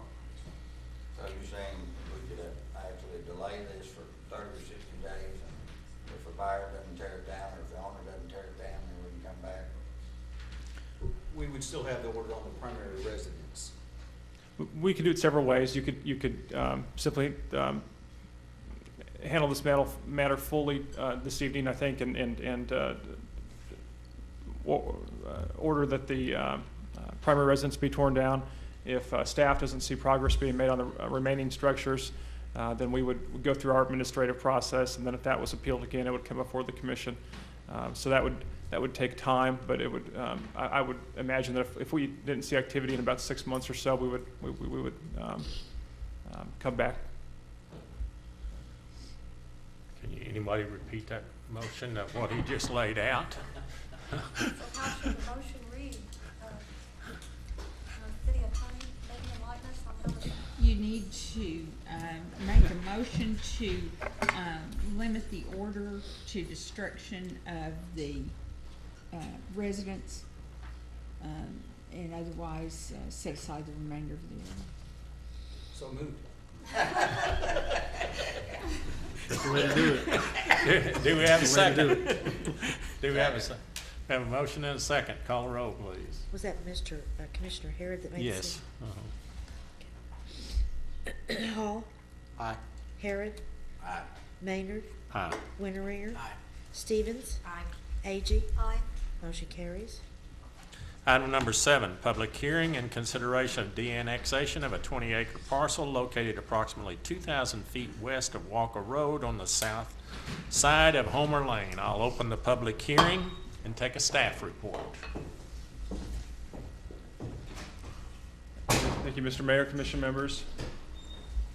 You are probably somewhat familiar with this because the initial request was before you approximately 1 month ago, prior to staff providing notice and going through the legal steps. I did prepare a brief memorandum for you outlining the request and also included some exhibits. As you'll note, the request is for property on the extreme western boundaries of Shawnee city limits.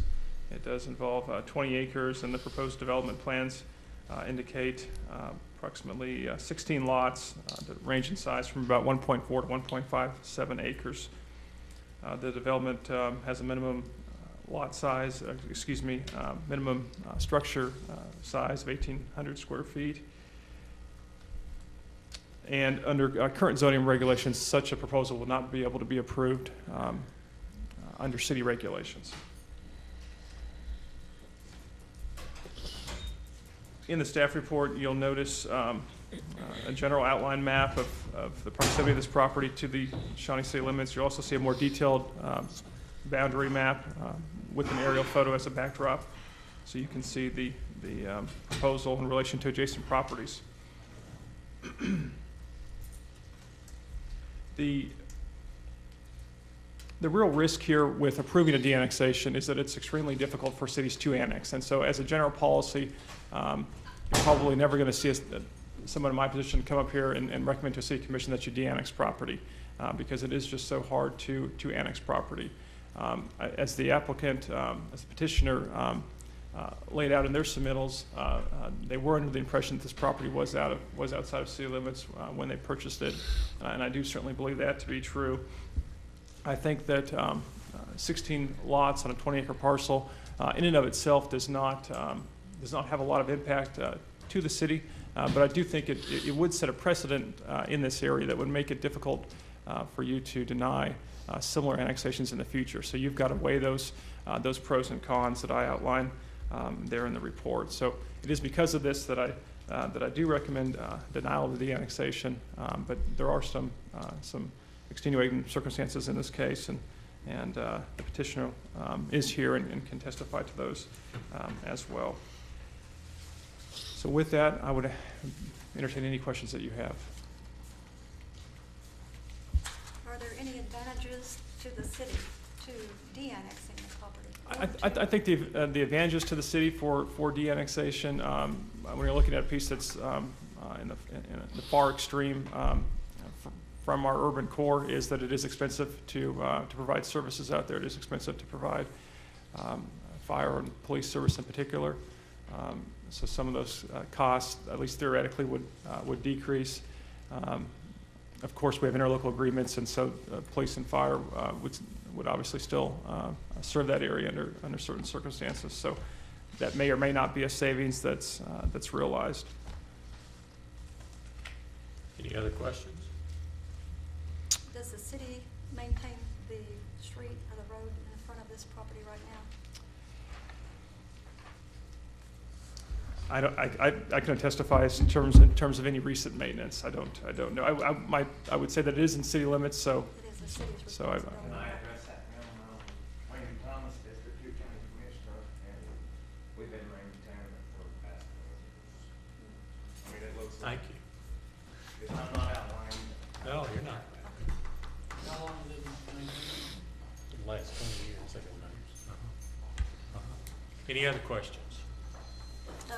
Is there any reason, and maybe you're not the one to answer this, I don't know, but is there any reason why there was a question as to whether or not this was in the city limits and why the county has been maintaining the road? You know, I think just like any property that's right on the boundary line, it can be difficult. There is also, when you're out there on site, there's some of the roadway maintenance and markings that does appear to be some type of demarcation line that isn't necessarily does not represent the city limit boundary. So I could certainly I do believe it was an innocent mistake, and it is very difficult in those areas to determine where the city limits actually are. We do not have a city limit sign there at the boundary either. How many acres was it? 20 acres, sir. 20 acres and 16 lots, is that what you were thinking? Yes, sir. And there is some information in your packet in terms of what Okay, yeah. what specifically is proposed there in terms of the construction. Any other questions? Yes, is there a concern with having 16 properties in this area? From the city's perspective, I don't think I don't have any specific concern. No, the development as envisioned looks to be a very high quality development. I don't know that we would have any.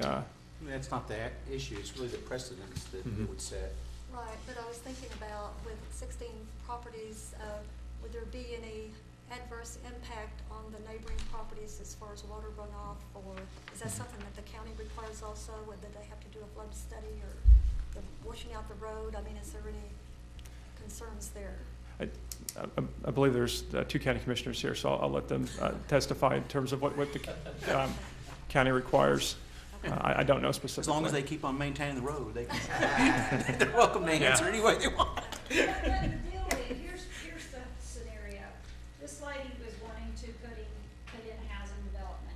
She was told by the prior county commissioner that was county. And so she's went through what she's had to go through to get a housing development out there. Now that we've found out, that is now actually the city limits. She has got smaller acreage tracts than 5 acres, and I think you guys require 5 acre tract for whatever your regulations For the zoning, are. yeah. So basically, if you de-annex it, then she's going to go ahead with her development and under the county regulations and county standards. District 2's been maintaining that road, like I said, for 20 years. I thought it was in the county personally, and I remember her visiting with Mr. Richards back some time ago, and we did lead her to believe that was county because all of our maps say county. But I think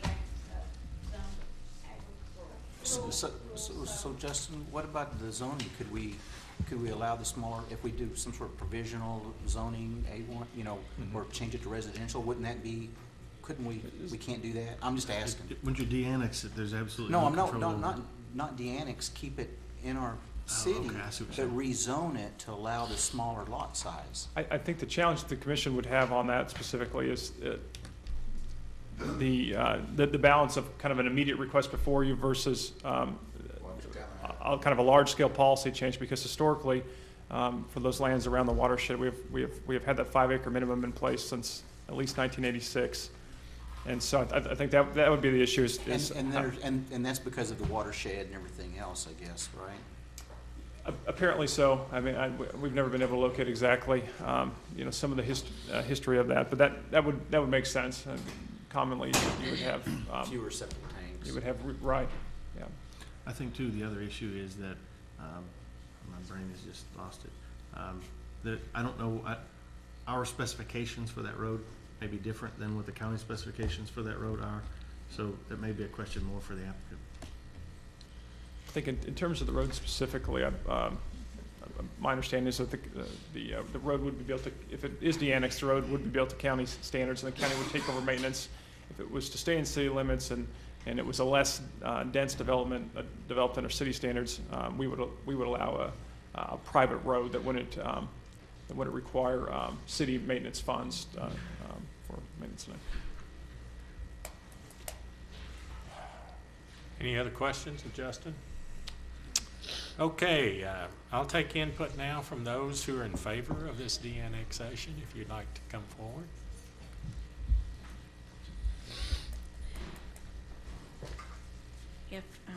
If I may, I'll elaborate a little bit on what he said as far as when the property was purchased. I did go through every step that I could. My name is Shauna Miller. I'm a licensed realtor for the state of Oklahoma. I'm a manager for my daughter's LLC, which is Our Town Real Estate Investments LLC. And I did call to the commissioner's office. They checked their maps. I went to the county assessor's office. The title work was done. Nothing was ever filed of record that this is any city limit. The surveyors have just about completed the plat of survey, and then a city person had come out to the property. That's how we found out that there was a possibility that it was in city limits. And that's when I went and visited with Justin. But I had met with Jerry Richards 3 different times and had his blessing to proceed forward. The road is cut. I have pictures, if you'd like to see them, that shows where the county road goes all the way to the edge of the property. Everything showed that it looked like it was in county and not city. And it is our intent to better the area. I live out there. I live 2 miles from this development. I deal with lots of folks that are looking for a 1 acre, not having to maintain 5 acres. They might be retired or something like that, and they could be in the area close to their children. We've had approximately 4 people just stop and show interest already, just with it being cut. And I have Stan Mulaski with SW Sons. He would be the preferred builder. He has built homes for my family, and we have already discussed. We thought that we were on the trail of having this already going to the docket stages for county, and had their blessing. And I've already got one sold. If we can get it past the stages, it will be a 300,000 plus house. It would be a great asset to our community out in Bethel. And I ask your blessing to do the de-annexation so that we can move forward with bettering our community. Do you have any questions for me? Linda, are you familiar with that property out there? I've driven both times. Okay. Is it kind of isolated, or in your opinion, or? It's in an area that's fairly developed, although the other properties are on 5 acres. I mean, Right. there's nothing around there that's not on 5 acres. But there are several houses in that area. Okay. It's on a pretty well-traveled road. Okay. What's east-west road, is that? It's What? The east-west route is Homer Lane. Homer Lane, okay. It's It's a half a mile in between Walker and Fish Market at the half-mile mark. It's about 2.5 miles from the lake. Okay.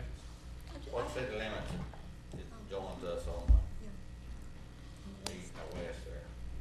Oklahoma City, or is it Those are- Oklahoma City's limits on the? Oklahoma City limits are out there, yeah. They're not far, just across the county line. It's about a Well, they come mile, a mile, about a mile and a half. mile and a half, and then Shawnee meets them at that mile and a half. If Shawnee City hadn't had that, they'd be all the way up to the lake. Probably. Yeah. So they annexed that several years ago. Oklahoma City had that MAPS project, and I said, man, that's what we got about $80,000 a year in our first match. So we had a lot of areas. Oklahoma City said it was still outside of Oklahoma County. So you may end About up within in Oklahoma Bethel, City. said it was So still- you sure you're not in Oklahoma City? No, it's county. Or we thought that this was county, but I mean, it's, where I'm at, I'm county, so.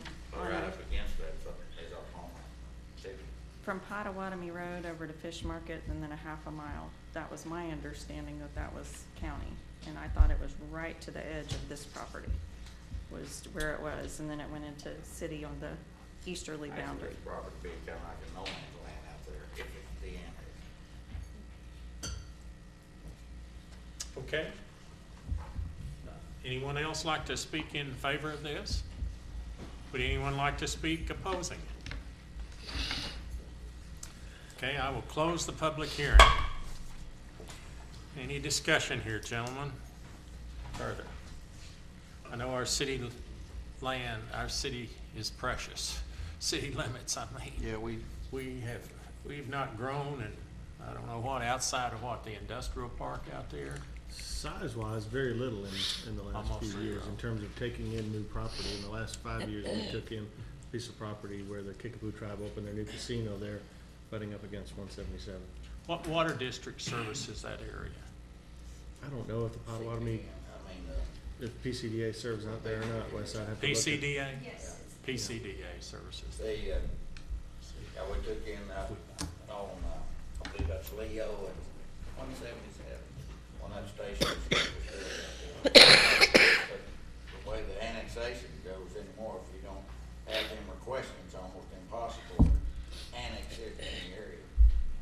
Because we don't collect, any ad valorem tax, so that wouldn't affect our ad valorem at all. Currently, we do not. Right. If that were a decision that the commissioners wanted to take on later on, that might be a factor, but it is not one now. And you're telling me, Linda, I think that if I heard you correctly, is that nearly everything around there is 5 acres? Right, okay. If it comes under us or Bethel, Acres, city, then it's 5 acres. Okay. I don't know what it is, no Oklahoma City. Any more discussion? Has anybody, Justin, in that area been notified of the plans, like the person across the street and the neighboring properties? No, and unlike a rezone request for annexations, there is not a broader notice requirement. We did do, of course, do notice in the paper, and there's a map associated with that.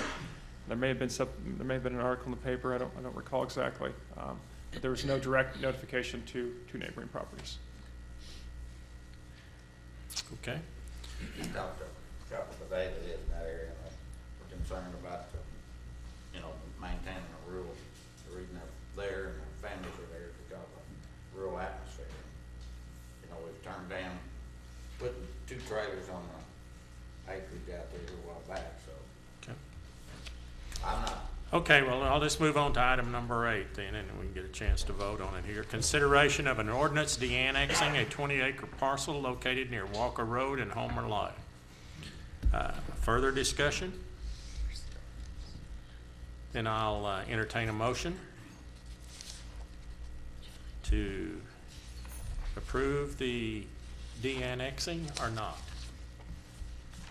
I mixed the motion about giving up any land at all, but Well, I'm concerned about the precedent it would set and then what you know, the next person that comes along that wants to de-annex something and has some sort of valid reason, you know, will it just set that in motion? Would that be something that would be, is it I each think case? that's Justin's concern. Yeah. I think that's his concern. Anytime the commissioners do something, it sets a precedent. And you know what that means? It just says, basically said you did it once, well, maybe they'll do it again. You know, I think that's probably one of the, it's a little nebulous right now, but when you get another request on your agenda at some point in the future, you've sort of said, you know, we'd agree to de-annex something. That has not been just general discussion with, my discussion with commissioners. De-annexing property hasn't been something you guys have been in favor of. Sure. We were under the impression that it was county to begin with. It is not filed that it's city. There is nothing filed of record that shows that this property is city. It was purchased under the assumption that it was county. And we're not trying to undo something. We're trying to get it back to where it was thought to be when it was purchased. That it was not part of the city to begin with, and trying to help that. I live out there. And so does, my daughter lives right around the corner. Stan just built them a new home. And Bill Ferris lives on the corner. He has got a son that is about to, I think, become a professor at OBU, and is interested in being out there, but doesn't want to maintain over 5 acres. And would love to be out there by his dad, and there's not anything out there. And I know the concern about the precedence, but it was purchased under the assumption that it wasn't in city anyway. And then had the blessing of the commissioners to move forward to better the community. Okay. There is an ordinance, but it was not filed. There is nothing filed as far as court and page documents. There is nothing filed that says that this is in city limits. I was given an ordinance, but it's not filed. It's not filed of record. There's no page that shows that it's been filed. Do you have any thoughts on that? I have ignorance of, I don't know when it happened, I don't know if it happened as Okay. part of September, I just don't know. It's been that way. But we do know that it is city in city limits. Well, the county maps show. Our match, and that's why we're here. I mean,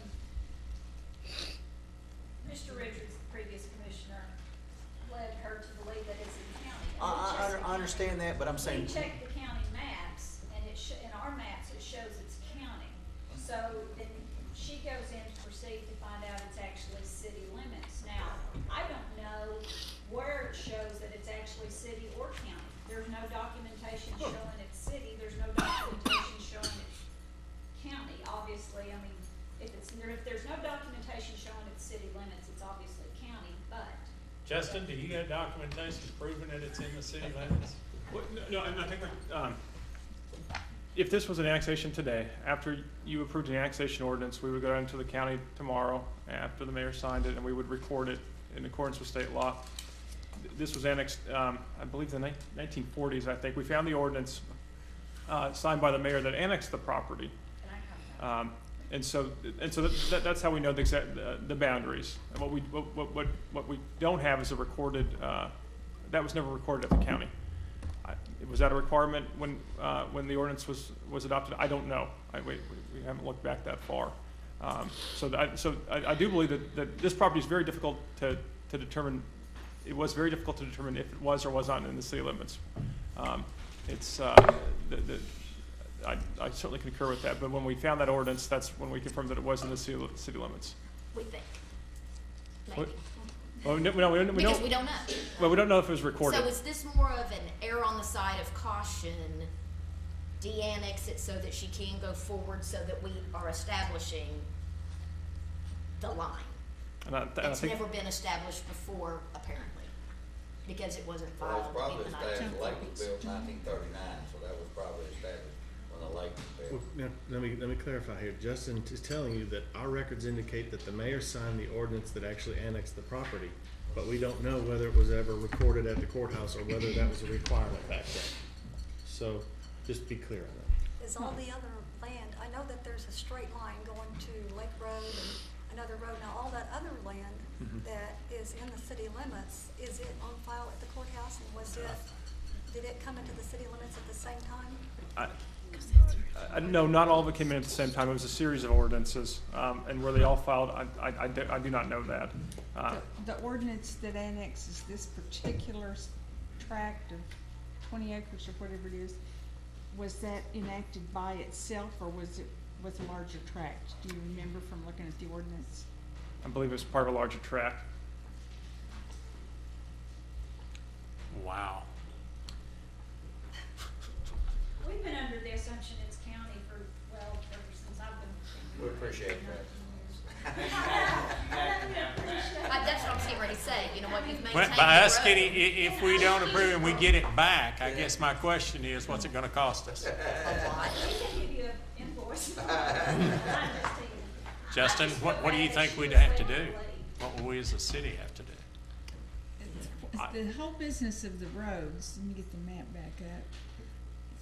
You know, if, it depends on whether we annexed it to the middle of the road or just. Yeah, maybe to the edge of the road. To the And edge. Still, the county still may own the road.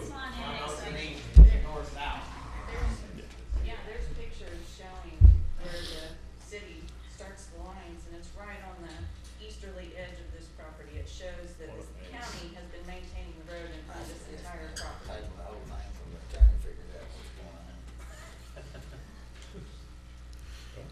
Isn't that precedence by who's maintained it for 20 years? That's set precedent. It's counties. Which road are we talking about the county has maintained? The north-south road or the east-west road? East-west. Well, east-west road goes, how, if they just maintained it to that edge of the property? I don't know exactly how there's the corners.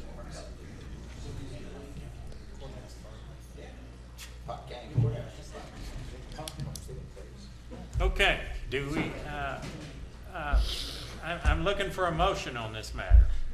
Can I say something? Yes, sir. Is there a reason that y'all have a problem with it being turning into a 1 acre community and having 16 big beautiful homes out there instead of a trailer house on 5 acres or whatever might go there? I mean, you get tax dollars from it. I mean, all the materials taxed, there's all kinds of tax dollars from it. I mean, I don't see why you wouldn't want that. It's That's just a like good driving question. past the golf course. It's beautiful, it looks nice, you enjoy going past it. I mean, it's the same thing. Justin, you got any comments on that? No, but I'm serious. Why do we have to, it is, so I'll understand, is there a reason it couldn't stay in the city limits? Once you do it, you open the door for everything else. Well, That's good in some cases. Well, I don't know, good. we've had problems with trailer houses on, 5 acres and everything in the world out there. You so gotta I have was 5 thinking- acres to have a trailer though, right? If you only have 1 acre, you can't have a trailer.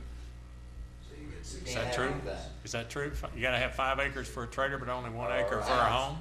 No, you've got to have 5 acres for either out there, within city limits. Maybe we ought to, we had a commissioner or something, maybe we ought to just table this and let the attorney give us some digging into this thing.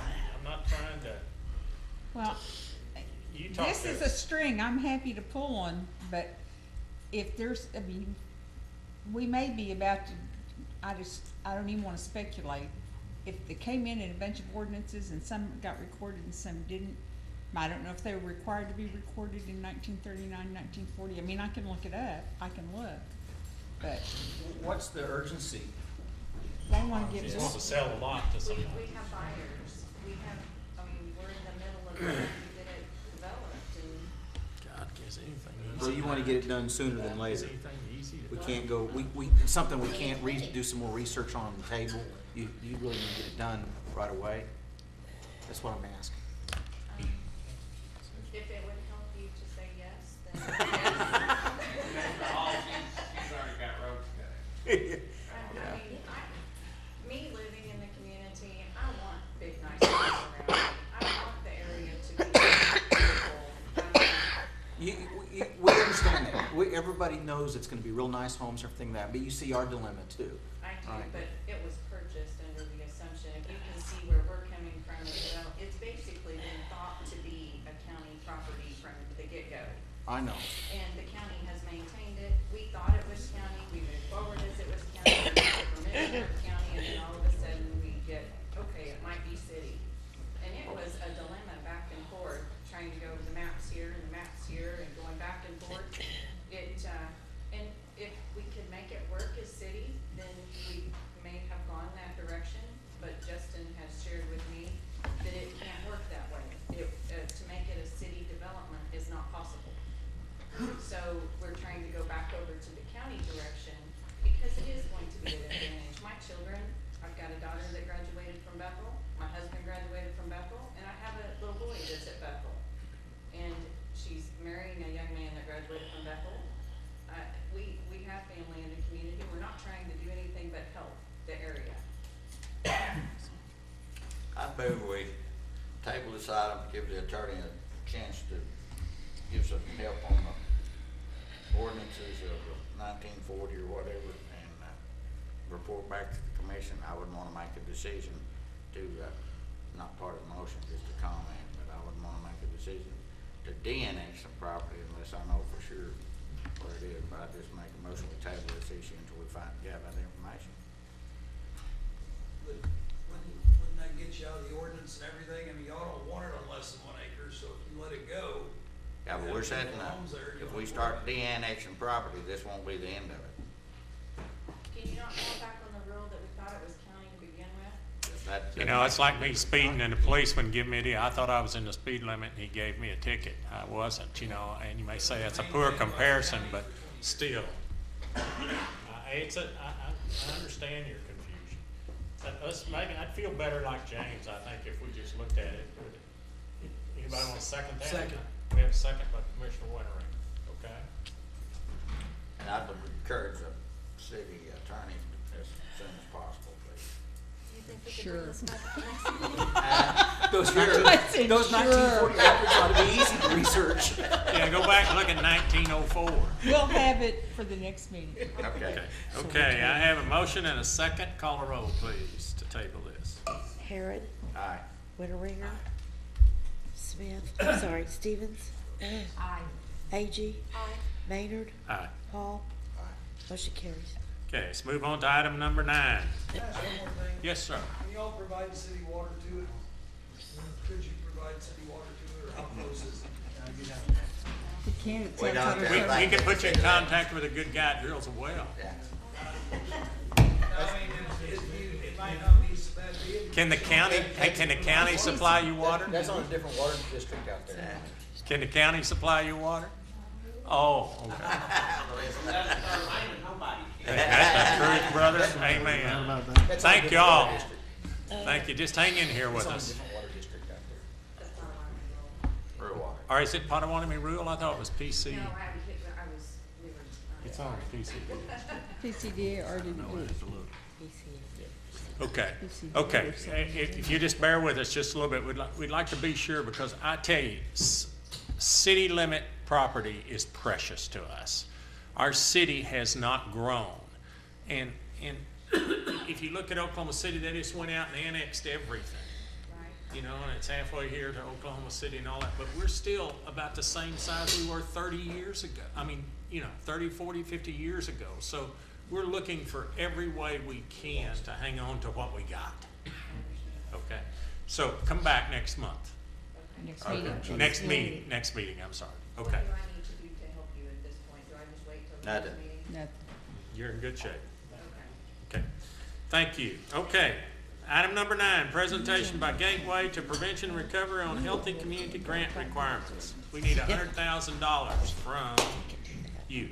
I'm here. I'll get my checkbook. My name is Amy Dunn. I represent actually the Potawatomi Alliance toward Community Health, and my fiscal agent is Gateway to Prevention and Recovery. And I'm here to tell you a little bit about the Certified Healthy Community Grant that we are applying for again this year. Last year we applied and we received $10,000, which is going towards working on our track around the airport. This year we are applying and we are hoping to reach merit level. We cannot apply for the basic level that we applied for last year. We already received those funds. We have to do new things to be able to receive the next level of funding, and that is a $20,000 award. which we really want in the community to do things to help improve our community's health status. I talked briefly 2 weeks ago about some of the low-hanging fruit type items that we can do. And in your package, you would have found the first one that we're going to talk about, which is like items number 10 and 11. And the one is a resolution, and this is a non-binding agreement. It specifically talks about restoring local rights to communities or to municipalities regarding tobacco control and prevention. Currently, since 1987, there's been a preemptive clause in state law, and that clause basically limits local municipalities from doing anything stronger than state law. Essentially, when you have a clause in law, it allows you to do things that are lesser than state law or greater than. But unfortunately, this particular clause sets the ceiling and the floor. And what we want to do is we're petitioning the legislature right now to allow municipalities to have that right, to enter into discussion whether they choose to do anything about smoke-free laws at the local level. So cities can enact laws that are stricter, not lesser. Currently, we can't do anything other than what the state sets. They set the floor and the ceiling. But the resolution, is it gonna say both stricter and lesser? The resolution says that we are just asking for the legislature to remove the preemptive clause and restore the rights back to communities. That bill is within the House last year. I don't know whether it got out of the House or not. Yes, it did. The bill specifically went through the House, and with the amendment, it basically said that communities could could enact laws regarding tobacco prevention and control that was either stronger than the state or lesser than the state. And so that was what the bill. It actually got sent to Senate committee, and at that time, it was not heard in committee. So that's where it still is today. Well, the new legislature, so we get to start out all new this year.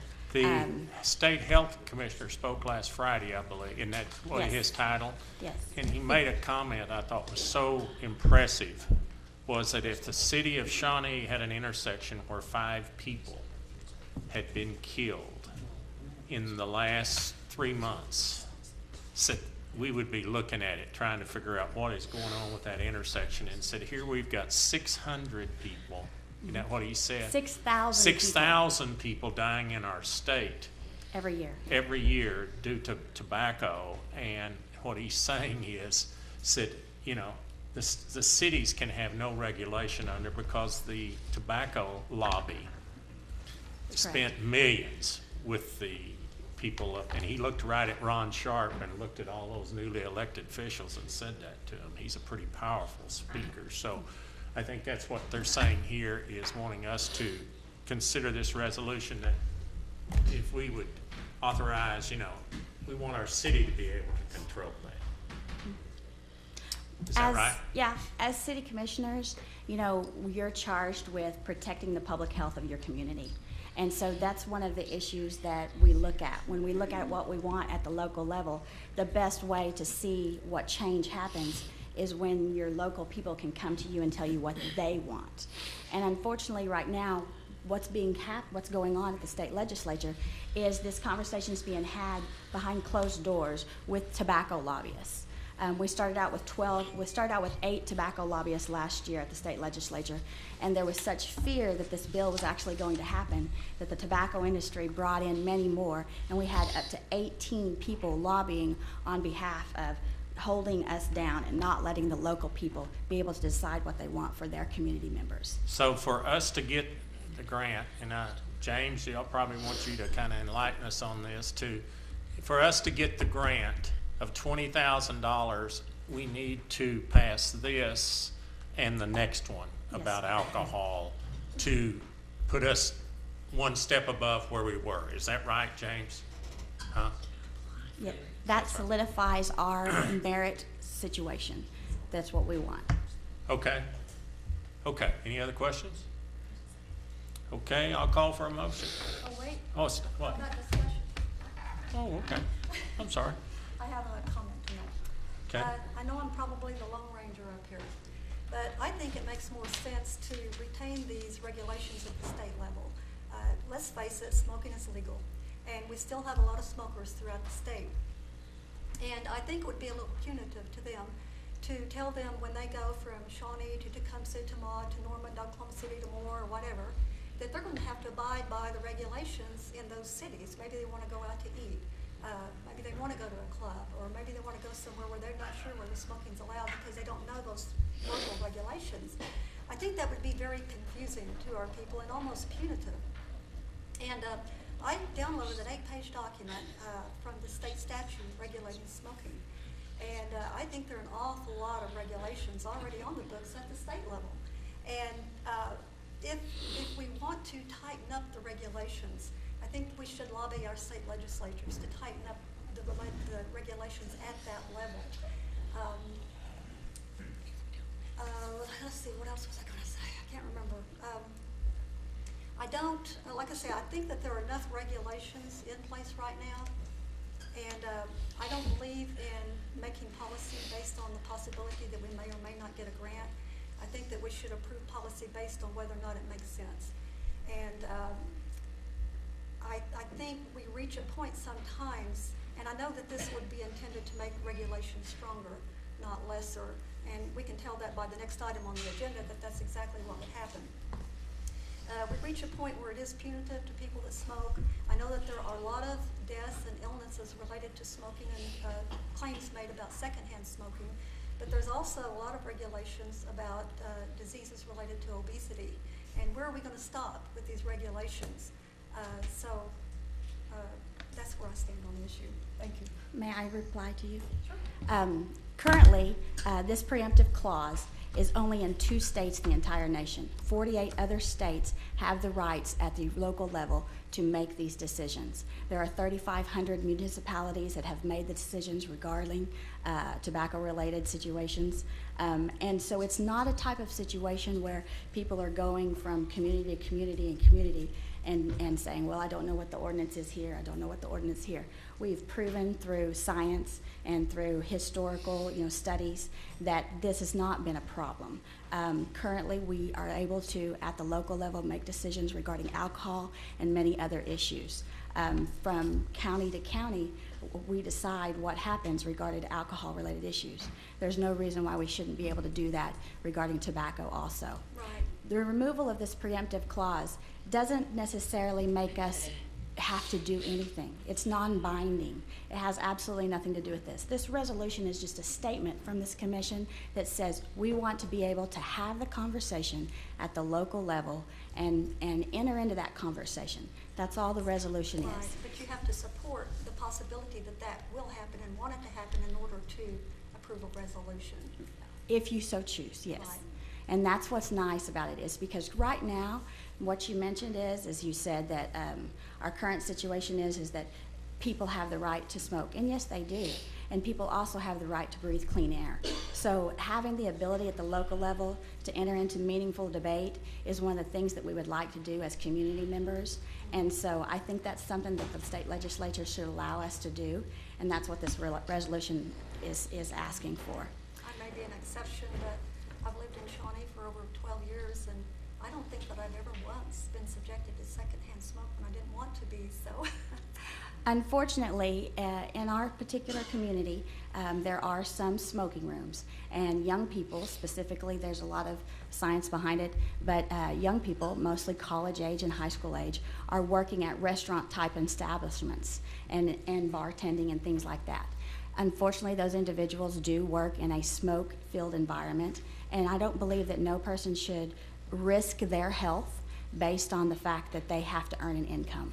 And so the unfortunate thing is many people do and are subjected to it.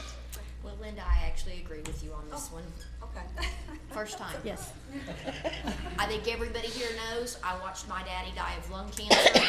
I was raised in restaurants where you smoked like crazy. Mm-hmm. John and I grew up in cars where they smoked with the windows up and you couldn't breathe. I'm not going to support this resolution. I'll tell you right now, I'm not going to support an ordinance prohibiting advertising.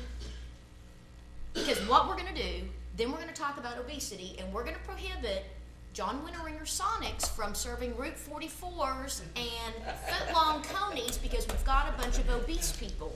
This is just, it's like my argument before, we're getting down in the weeds. You all are gonna tell me where I'm gonna take my kids. If I choose to take my kids to Buffalo Wild Wings and take them into the bar where people can smoke, that's my business. You're right. If I'm going to allow my high schooler or my college-age kid to work at Buffalo Wild Wings in the bar and be subjected to smoke, that's my decision. That's right. So it's just one more time when government's taking away my decisions and shoving down my throat what I'm gonna do or not gonna do. So I'm not supporting either I one do of them. understand completely what you're saying, and that is exactly true. But what we do as public health officials are, we educate you on what is going on currently regarding obesity, AIDS, sexually transmitted diseases, motor vehicle accidents, alcohol. You can combine every single preventable cause of death together, and it doesn't even come close to 1/3 the number of people that die every single year from tobacco-related illness. But it's legal. Yes, ma'am, it is, and it It's is legal. lobbied for heavily by a very, very powerful tobacco industry. And what I'm telling you today is as a public health official, is that we talked about insurance costs today here in this commission. One of the major factors for the reason why the state of Oklahoma has nearly twice the insurance rates as other states surrounding us is because of our tobacco-related deaths. And so as the Commissioner of Then Health go was back here. to the state, go back to the state legislature and have them enact a law that makes tobacco You're right. illegal. And in every But I'm not single. willing to do it at this level. You're right. In every single state around us, one of the major things that happened is they actually looked at how they would get a more powerful, stricter state law. And when they did that, they went to the local level first. And they started with resolutions just like we're doing today. And so we do hope that one day the legislature does step up and make a more stricter state law, because we are interested in saving lives. And that's why we're here. Well, and at some point, let's just step right on out there. You're talking about sexually transmitted Yes. diseases and AIDS. At some point, we're gonna decide that premarital sex is against the law at the local level. We're gonna decide that, you know. I think we're you're off topic now. Yeah. Well, no, but I mean, you brought it up. No, I do understand that. That's the point where it The can get facts to are the if we start facts. doing things like Yeah, this. and you know, you have the Commissioner of Health the other day spoke on a specific situation, and he specifically stated that we're not trying to tell each individual to quit smoking. We're not trying to take people's rights away, but what we're trying to do is save lives and lower the number of people that are dying in this state, because it is astronomical if you are to be in comparison. So that's what we're doing. We're looking at the health of our community I members. think we just don't agree that it's the government's role to protect people from themselves. You know, as Public far as health is a legislative issue. Tobacco regulations don't do that. Yeah. Okay, do we have a motion for this matter? Anybody want to make a motion on it? Was the motion made a while ago? Was there a motion? No.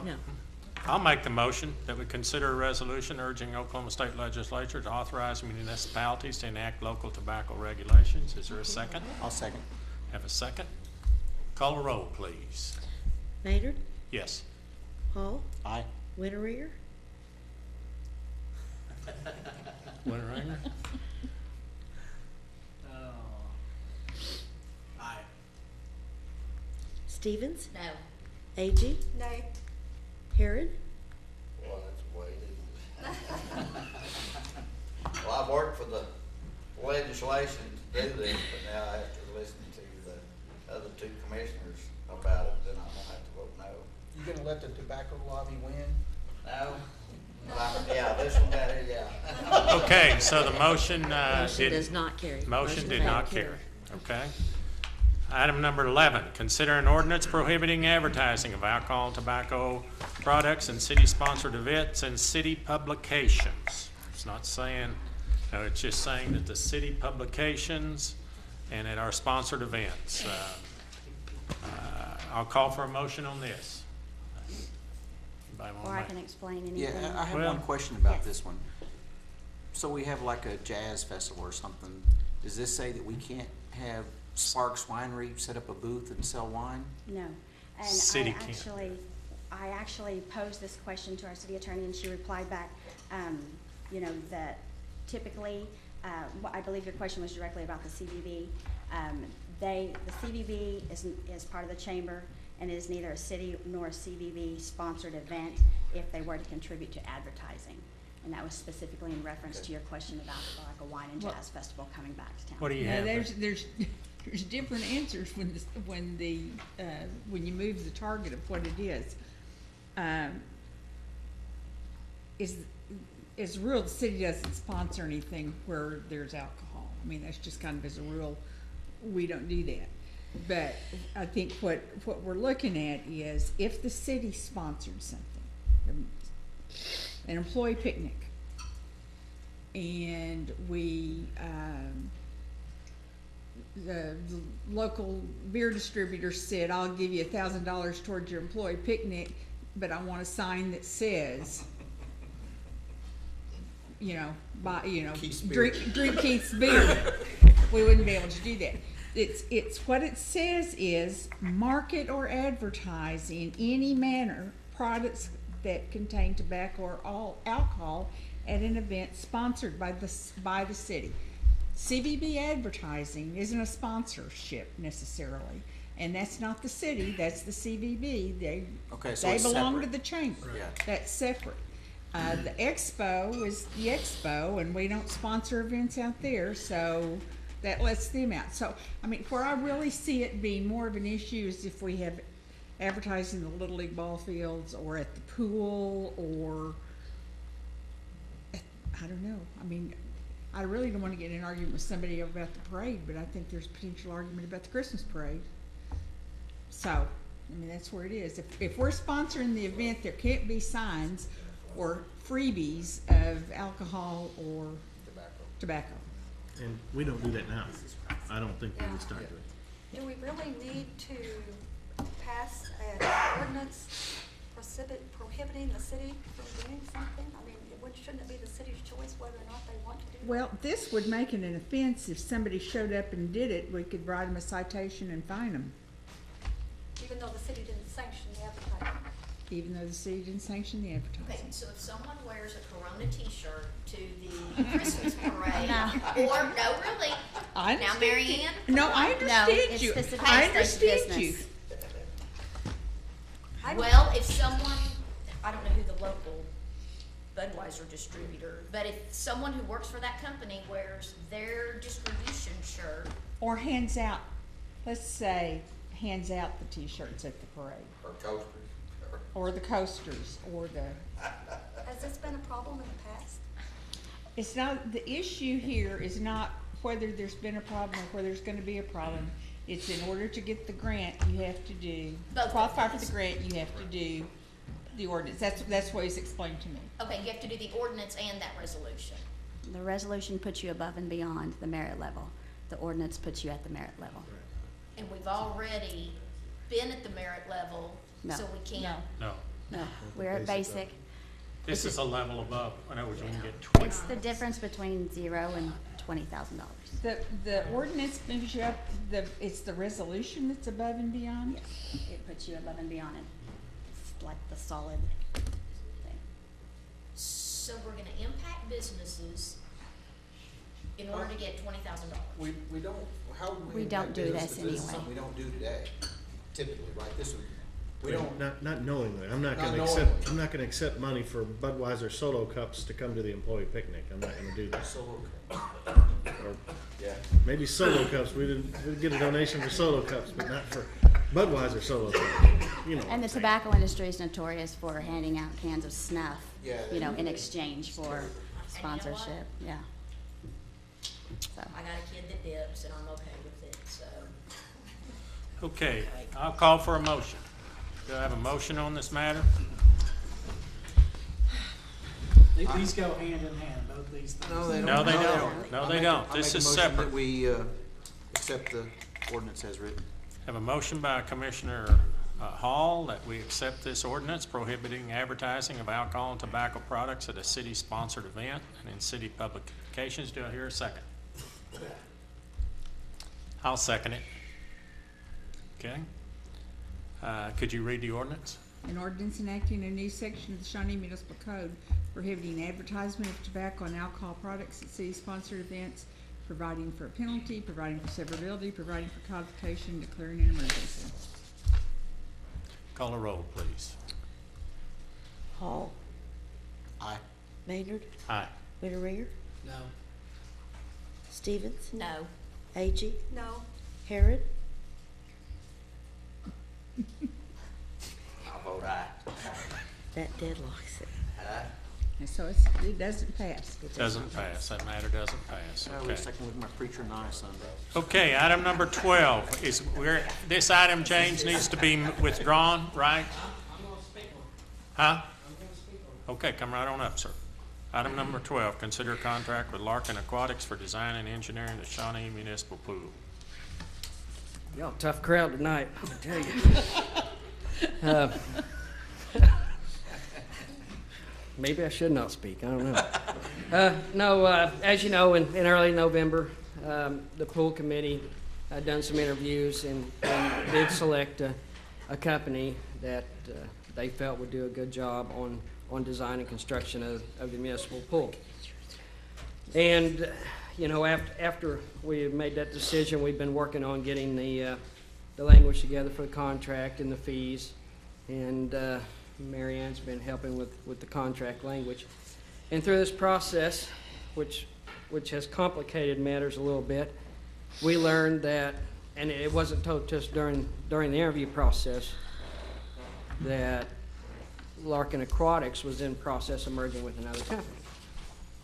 Well, now, through the negotiations of the contract, we're now negotiating with Larkins and another company and with us, and it's been a nightmare. Well, tomorrow afternoon, Mary Ann and I have a telephone conference with this company, and there were several items in the language they wanted changed, and we're gonna give them this one more opportunity. I'm about to the point that if we don't come to agreement after tomorrow, I'm gonna go to the second choice. Yes, I'm gonna ask what about the runner-up to this. Yeah. I mean, were they obviously a viable? Yes, they are. I would claim them just about as equal of a company as this one is. What's the name of that company? Water's Edge. Water's Edge, yes. It's what? Water's Edge. That's the second place company. Larkins is the first. And they are a pool design company And themselves. they do design build as well. They do Water's Edge. design and architecture on pools, and they do exactly the same thing this company will. They'll go plumb through the construction phase with us. We interviewed them on the exact same criteria we interviewed this company on. So to get the ball rolling and go on, if we can't get things settled tomorrow, I don't think we're ever going to settle with them. And it's been 3 weeks now, just about. So we're just going to move on from there.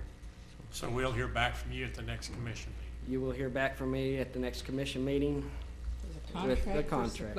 Well, if it's not a good fit, don't try to force fit it, you know. I mean, Right, it's- no. We have certain criteria If they that, don't want our business, then. right, we have certain criteria that we just can't back up on just for the protection of the city and the citizens and the money that we're gonna spend, and we just can't back up on that, so. Now, what do you have for this company? Is it anything that you could show us, any pictures, or are you not that far along? From the last, the company that we're negotiating with now, I did make y'all copies of everything that I had from the interview process and from their RFP, and I put that all in your mailbox. So, and if so happens that we do not settle this matter tomorrow and we go to our second choice, I will make all those copies and put those in your mailbox for that company also. So just a kind of a process question, James. What, you know, I looked at the proposal before and thought they were, you know, there was 2 or 3 really good ones in there. But how do we, you know, same question we had earlier, how do we know when we select Water's Edge or Larkins, whoever, that we're gonna get a fair price? What Well, is and the that's where place to- you've got to do your homework and call other places that have had these companies build these things and kind of go through the process with them of how much did they charge you, you know, and kind of compare to what they had built and to what you're having built and kind of look at the cost. There's a general rule of thumb, it's going to be. Well, Sometimes it's a percentage, sorry, James, didn't mean to interrupt. Sometimes it's a percentage. You're gonna pay 6 to 10% for architectural Right. fees. You understand that we're selecting the architectural engineering firm. When you actually go to construction, you'll actually come back Bid- and he'll bid it bring, out.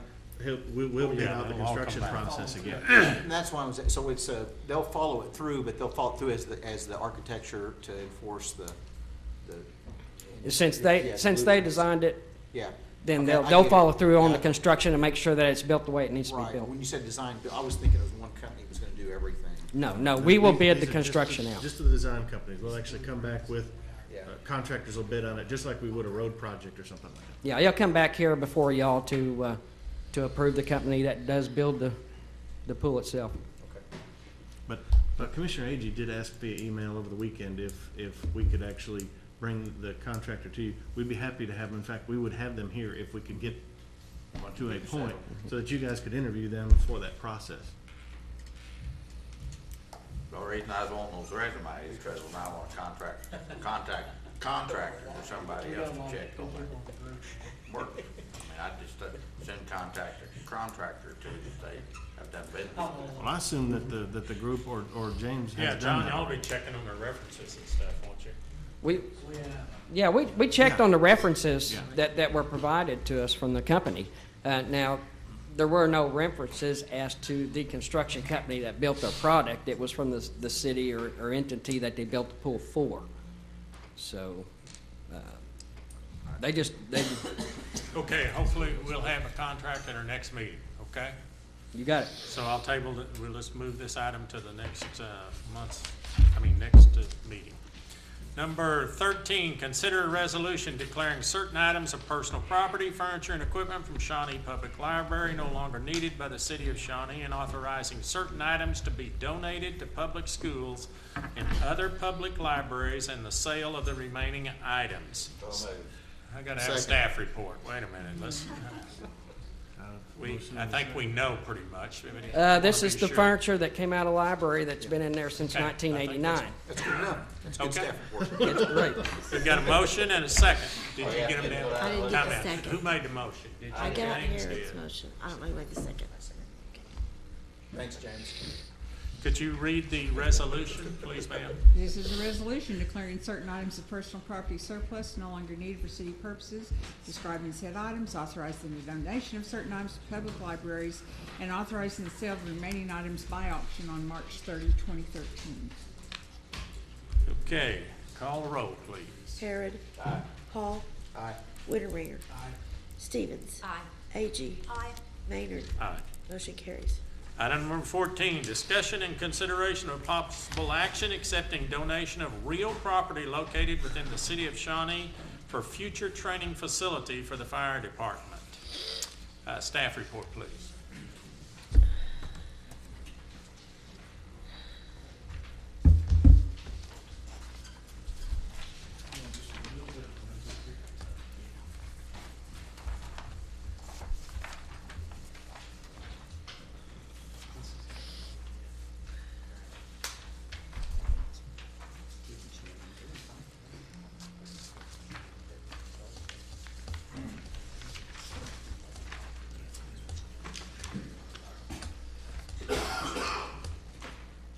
This is a area that I've had opportunity to discuss with a couple of you that were here last week.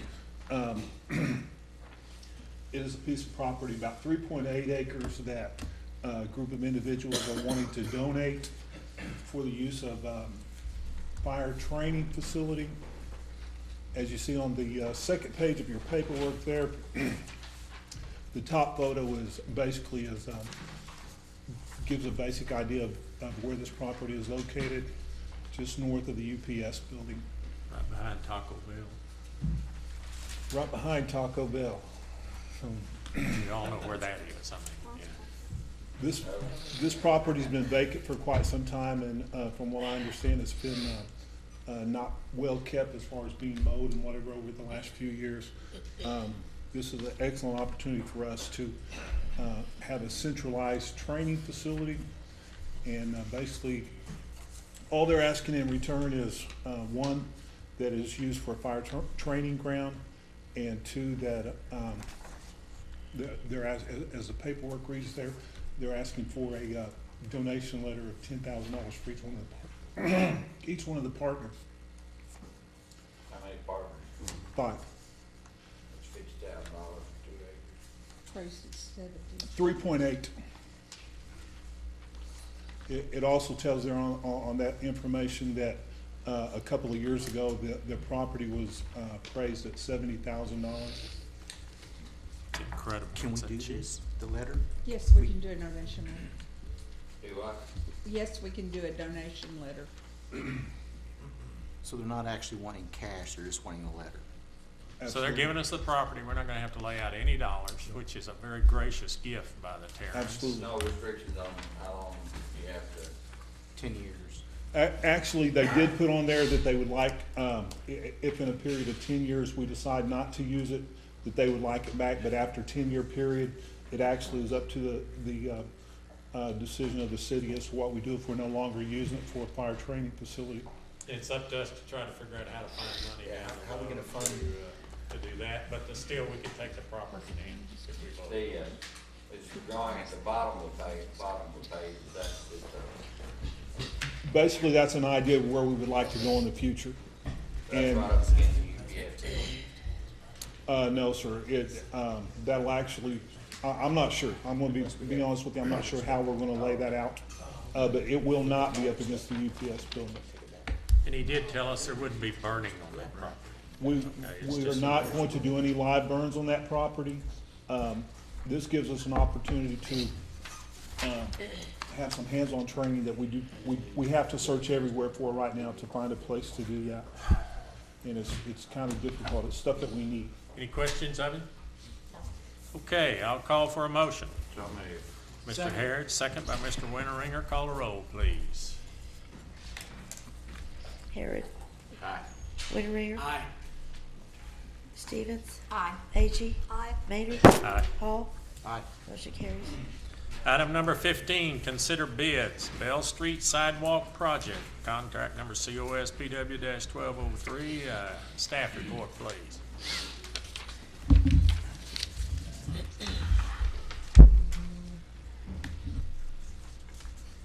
So this is our bid award item for our Bell Street project, which is the sidewalk and enhanced crosswalk on Farrell Street. What's that? On Bell. amount to? Huh? Enhanced crosswalk, what does that amount to? Actually, in my memo on page 161, I transposed the number. Actually, the low bid's gonna be $95,857.50. I got those numbers. How many bids did you get? I forgot to count. We received 8 bids, and if you look on page 163, I'd made the mistake by opening a bid that had not purchased a set of plans. And on page 164 of our bid specifications, only bidders that purchased a set of plans from the city can be able to submit plans. And unfortunately, the low bid when I read them was from a company named Eagle Vision, and they had gotten their plans from somebody else, not the city. So subsequently, by us not knowing who that company was and that company had a set of plans, we was unable to give them an addendum.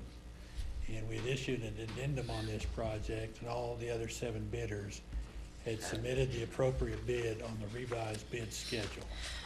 So that's why we have to disqualify that bid there. Good.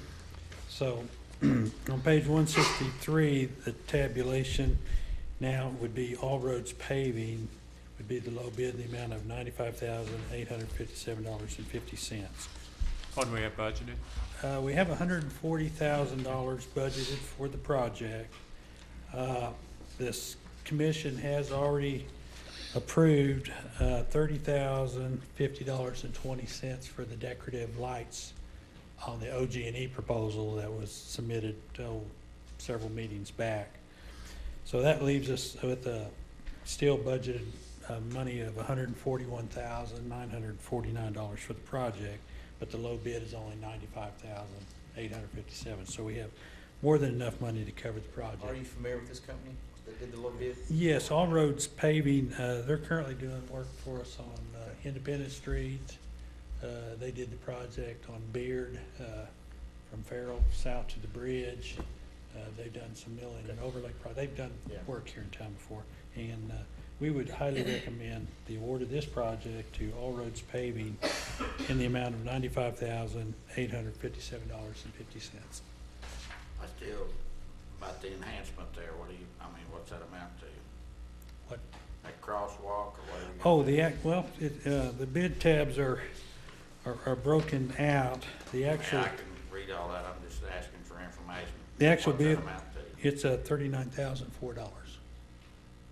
Is that what is it? Is it just a crosswalk? Oh, no. marked off? It's striped crossing. There'll be pedestrian actuated signals, so when people come up, they press the signal. And what this is gonna be is about 10 in-paving strobe lights that are gonna strobe yellow on both sides. It's not gonna be a red light or a green light to stop traffic, but by state law, people within the crosswalk anyway, traffic is supposed to stop. And this is gonna really light it up, so when someone pushes that button, the traveling public is gonna know that somebody's gonna be walking in the crosswalk. It's good. Beeper on it or anything like that for the, Do what? is there any kind of a beeper or anything to tell people it's time to walk or time to No, walk? we're not, we didn't do any of that. And as part of the project too, ODOT in approving our crosswalk, indicated that we have to remove the continental bars on the east side of the or on the west side of the intersection that's striped there too. So there's only gonna be one striped crosswalk across Farrell Street, and that's gonna be on the east side, there at the corner of the church and. Okay. All right. Thank you. Other question? I'll call for a motion. Hey, John, our city manager, is this any of that $150,000, does that have anything to do with the mill or money from the mill or anything like that on President Street? Yes, sir. When we, this has been, gosh, a while ago now, when we agreed to close Broadway Street, the mill agreed to spend, I believe it was $90,000, and they've completed that work on the railroad crossings out there. And this is the remainder of our portion to finish up our agreement. I'd move we accept the bid as staff. Have a motion by Commissioner Harrod. Do I have a second? Second. Second by Commissioner Hall. Call the roll, please. Harrod. Aye. Hall. Aye. Winteringer. Aye. Stevens. Aye. Agee. Aye. Maynard. Aye. Motion carries. New business. Mr. Chairman, no new business or administrative reports this evening. Any commissioners' comments?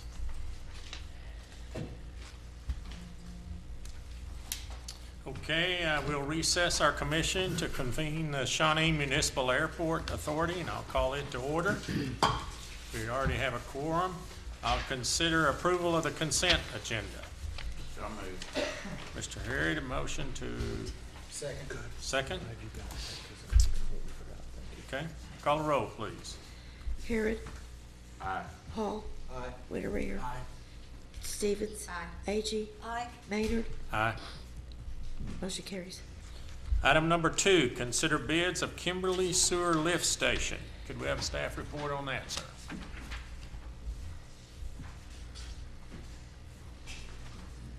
Steve Nelms, Interim Utility Director. After receiving the bids, staff would like to recommend awarding the Kimberly Lift Station project to low bidder Jordan Construction for $126,000. The budgeted amount was $70,000. The additional $56,000 will be taken out of the pipe bursting account. So exactly where is this located, this Kimberly Sewer? It's on Kimberly and Maine, right there in the Housing Authority. They have a little addition right there.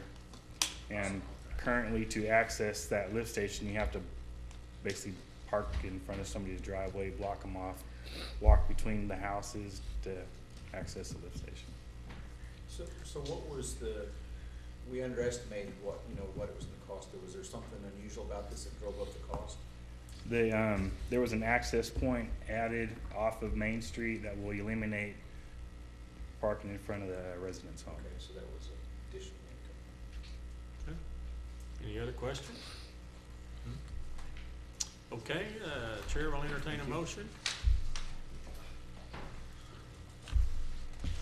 move that we accept the staff's recommendation for. Commissioner Hall, move, have a motion by Commissioner Hall, do I have a second? Second. Commissioner Harrod, call the roll, please. Hall. Aye. Harrod. Aye. Maynard. Aye. Winteringer. Aye. Stevens. Aye. Agee. Aye. Motion carries. Any new business? Mr. Chairman, no new business or administrative reports this evening. Okay, we will adjourn this municipal authority and move over to the Shawnee Airport Authority, and I'll call that to order. Item number 1, consider approval of the consent agenda. So moved. Second. Mr. Winteringer, and a second by Commissioner. Call the roll, please. Winteringer. Aye. Harrod. Aye. Maynard. Aye. Hall. Aye. Stevens. Aye. Agee. Aye. Motion carries. Okay, any new business? No new business or administrative reports, Mr. Okay, Chairman. then we will adjourn our Shawnee Airport Authority and reconvene our city commission.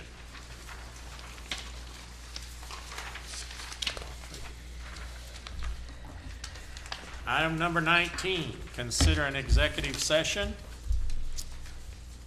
to discuss potential claims, litigation, or other options regarding encroachment into city's utility service area by other entities as authorized by 25 OS 307. And consider matters, item number 20, discussed in executive session. Oh, that's when we get back. I'm sorry, 19, yeah. Executive session. Have a second? Second. Mr. Winteringer, call the roll, please.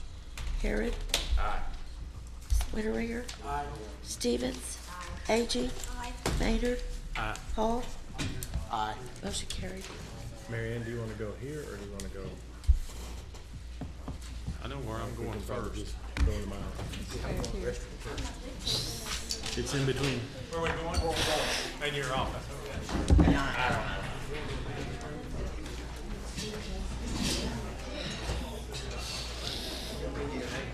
Huh? Oh, yeah, I'll be back. Yeah, I'm gonna go to the bathroom and all that, but I'll be back.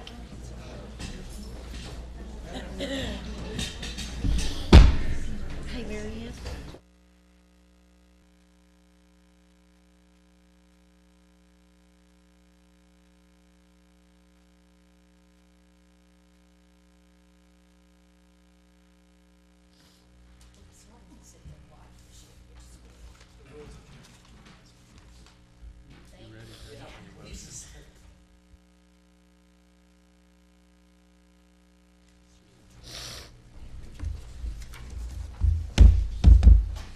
Okay, I'd like to announce that we are reconvening our city commission meeting, and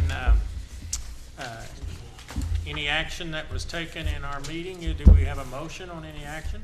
I'd move that we authorize staff to write a letter to CPN and Rural Water District Number 3 seeking a resolution of issues regarding the city water and wastewater service area.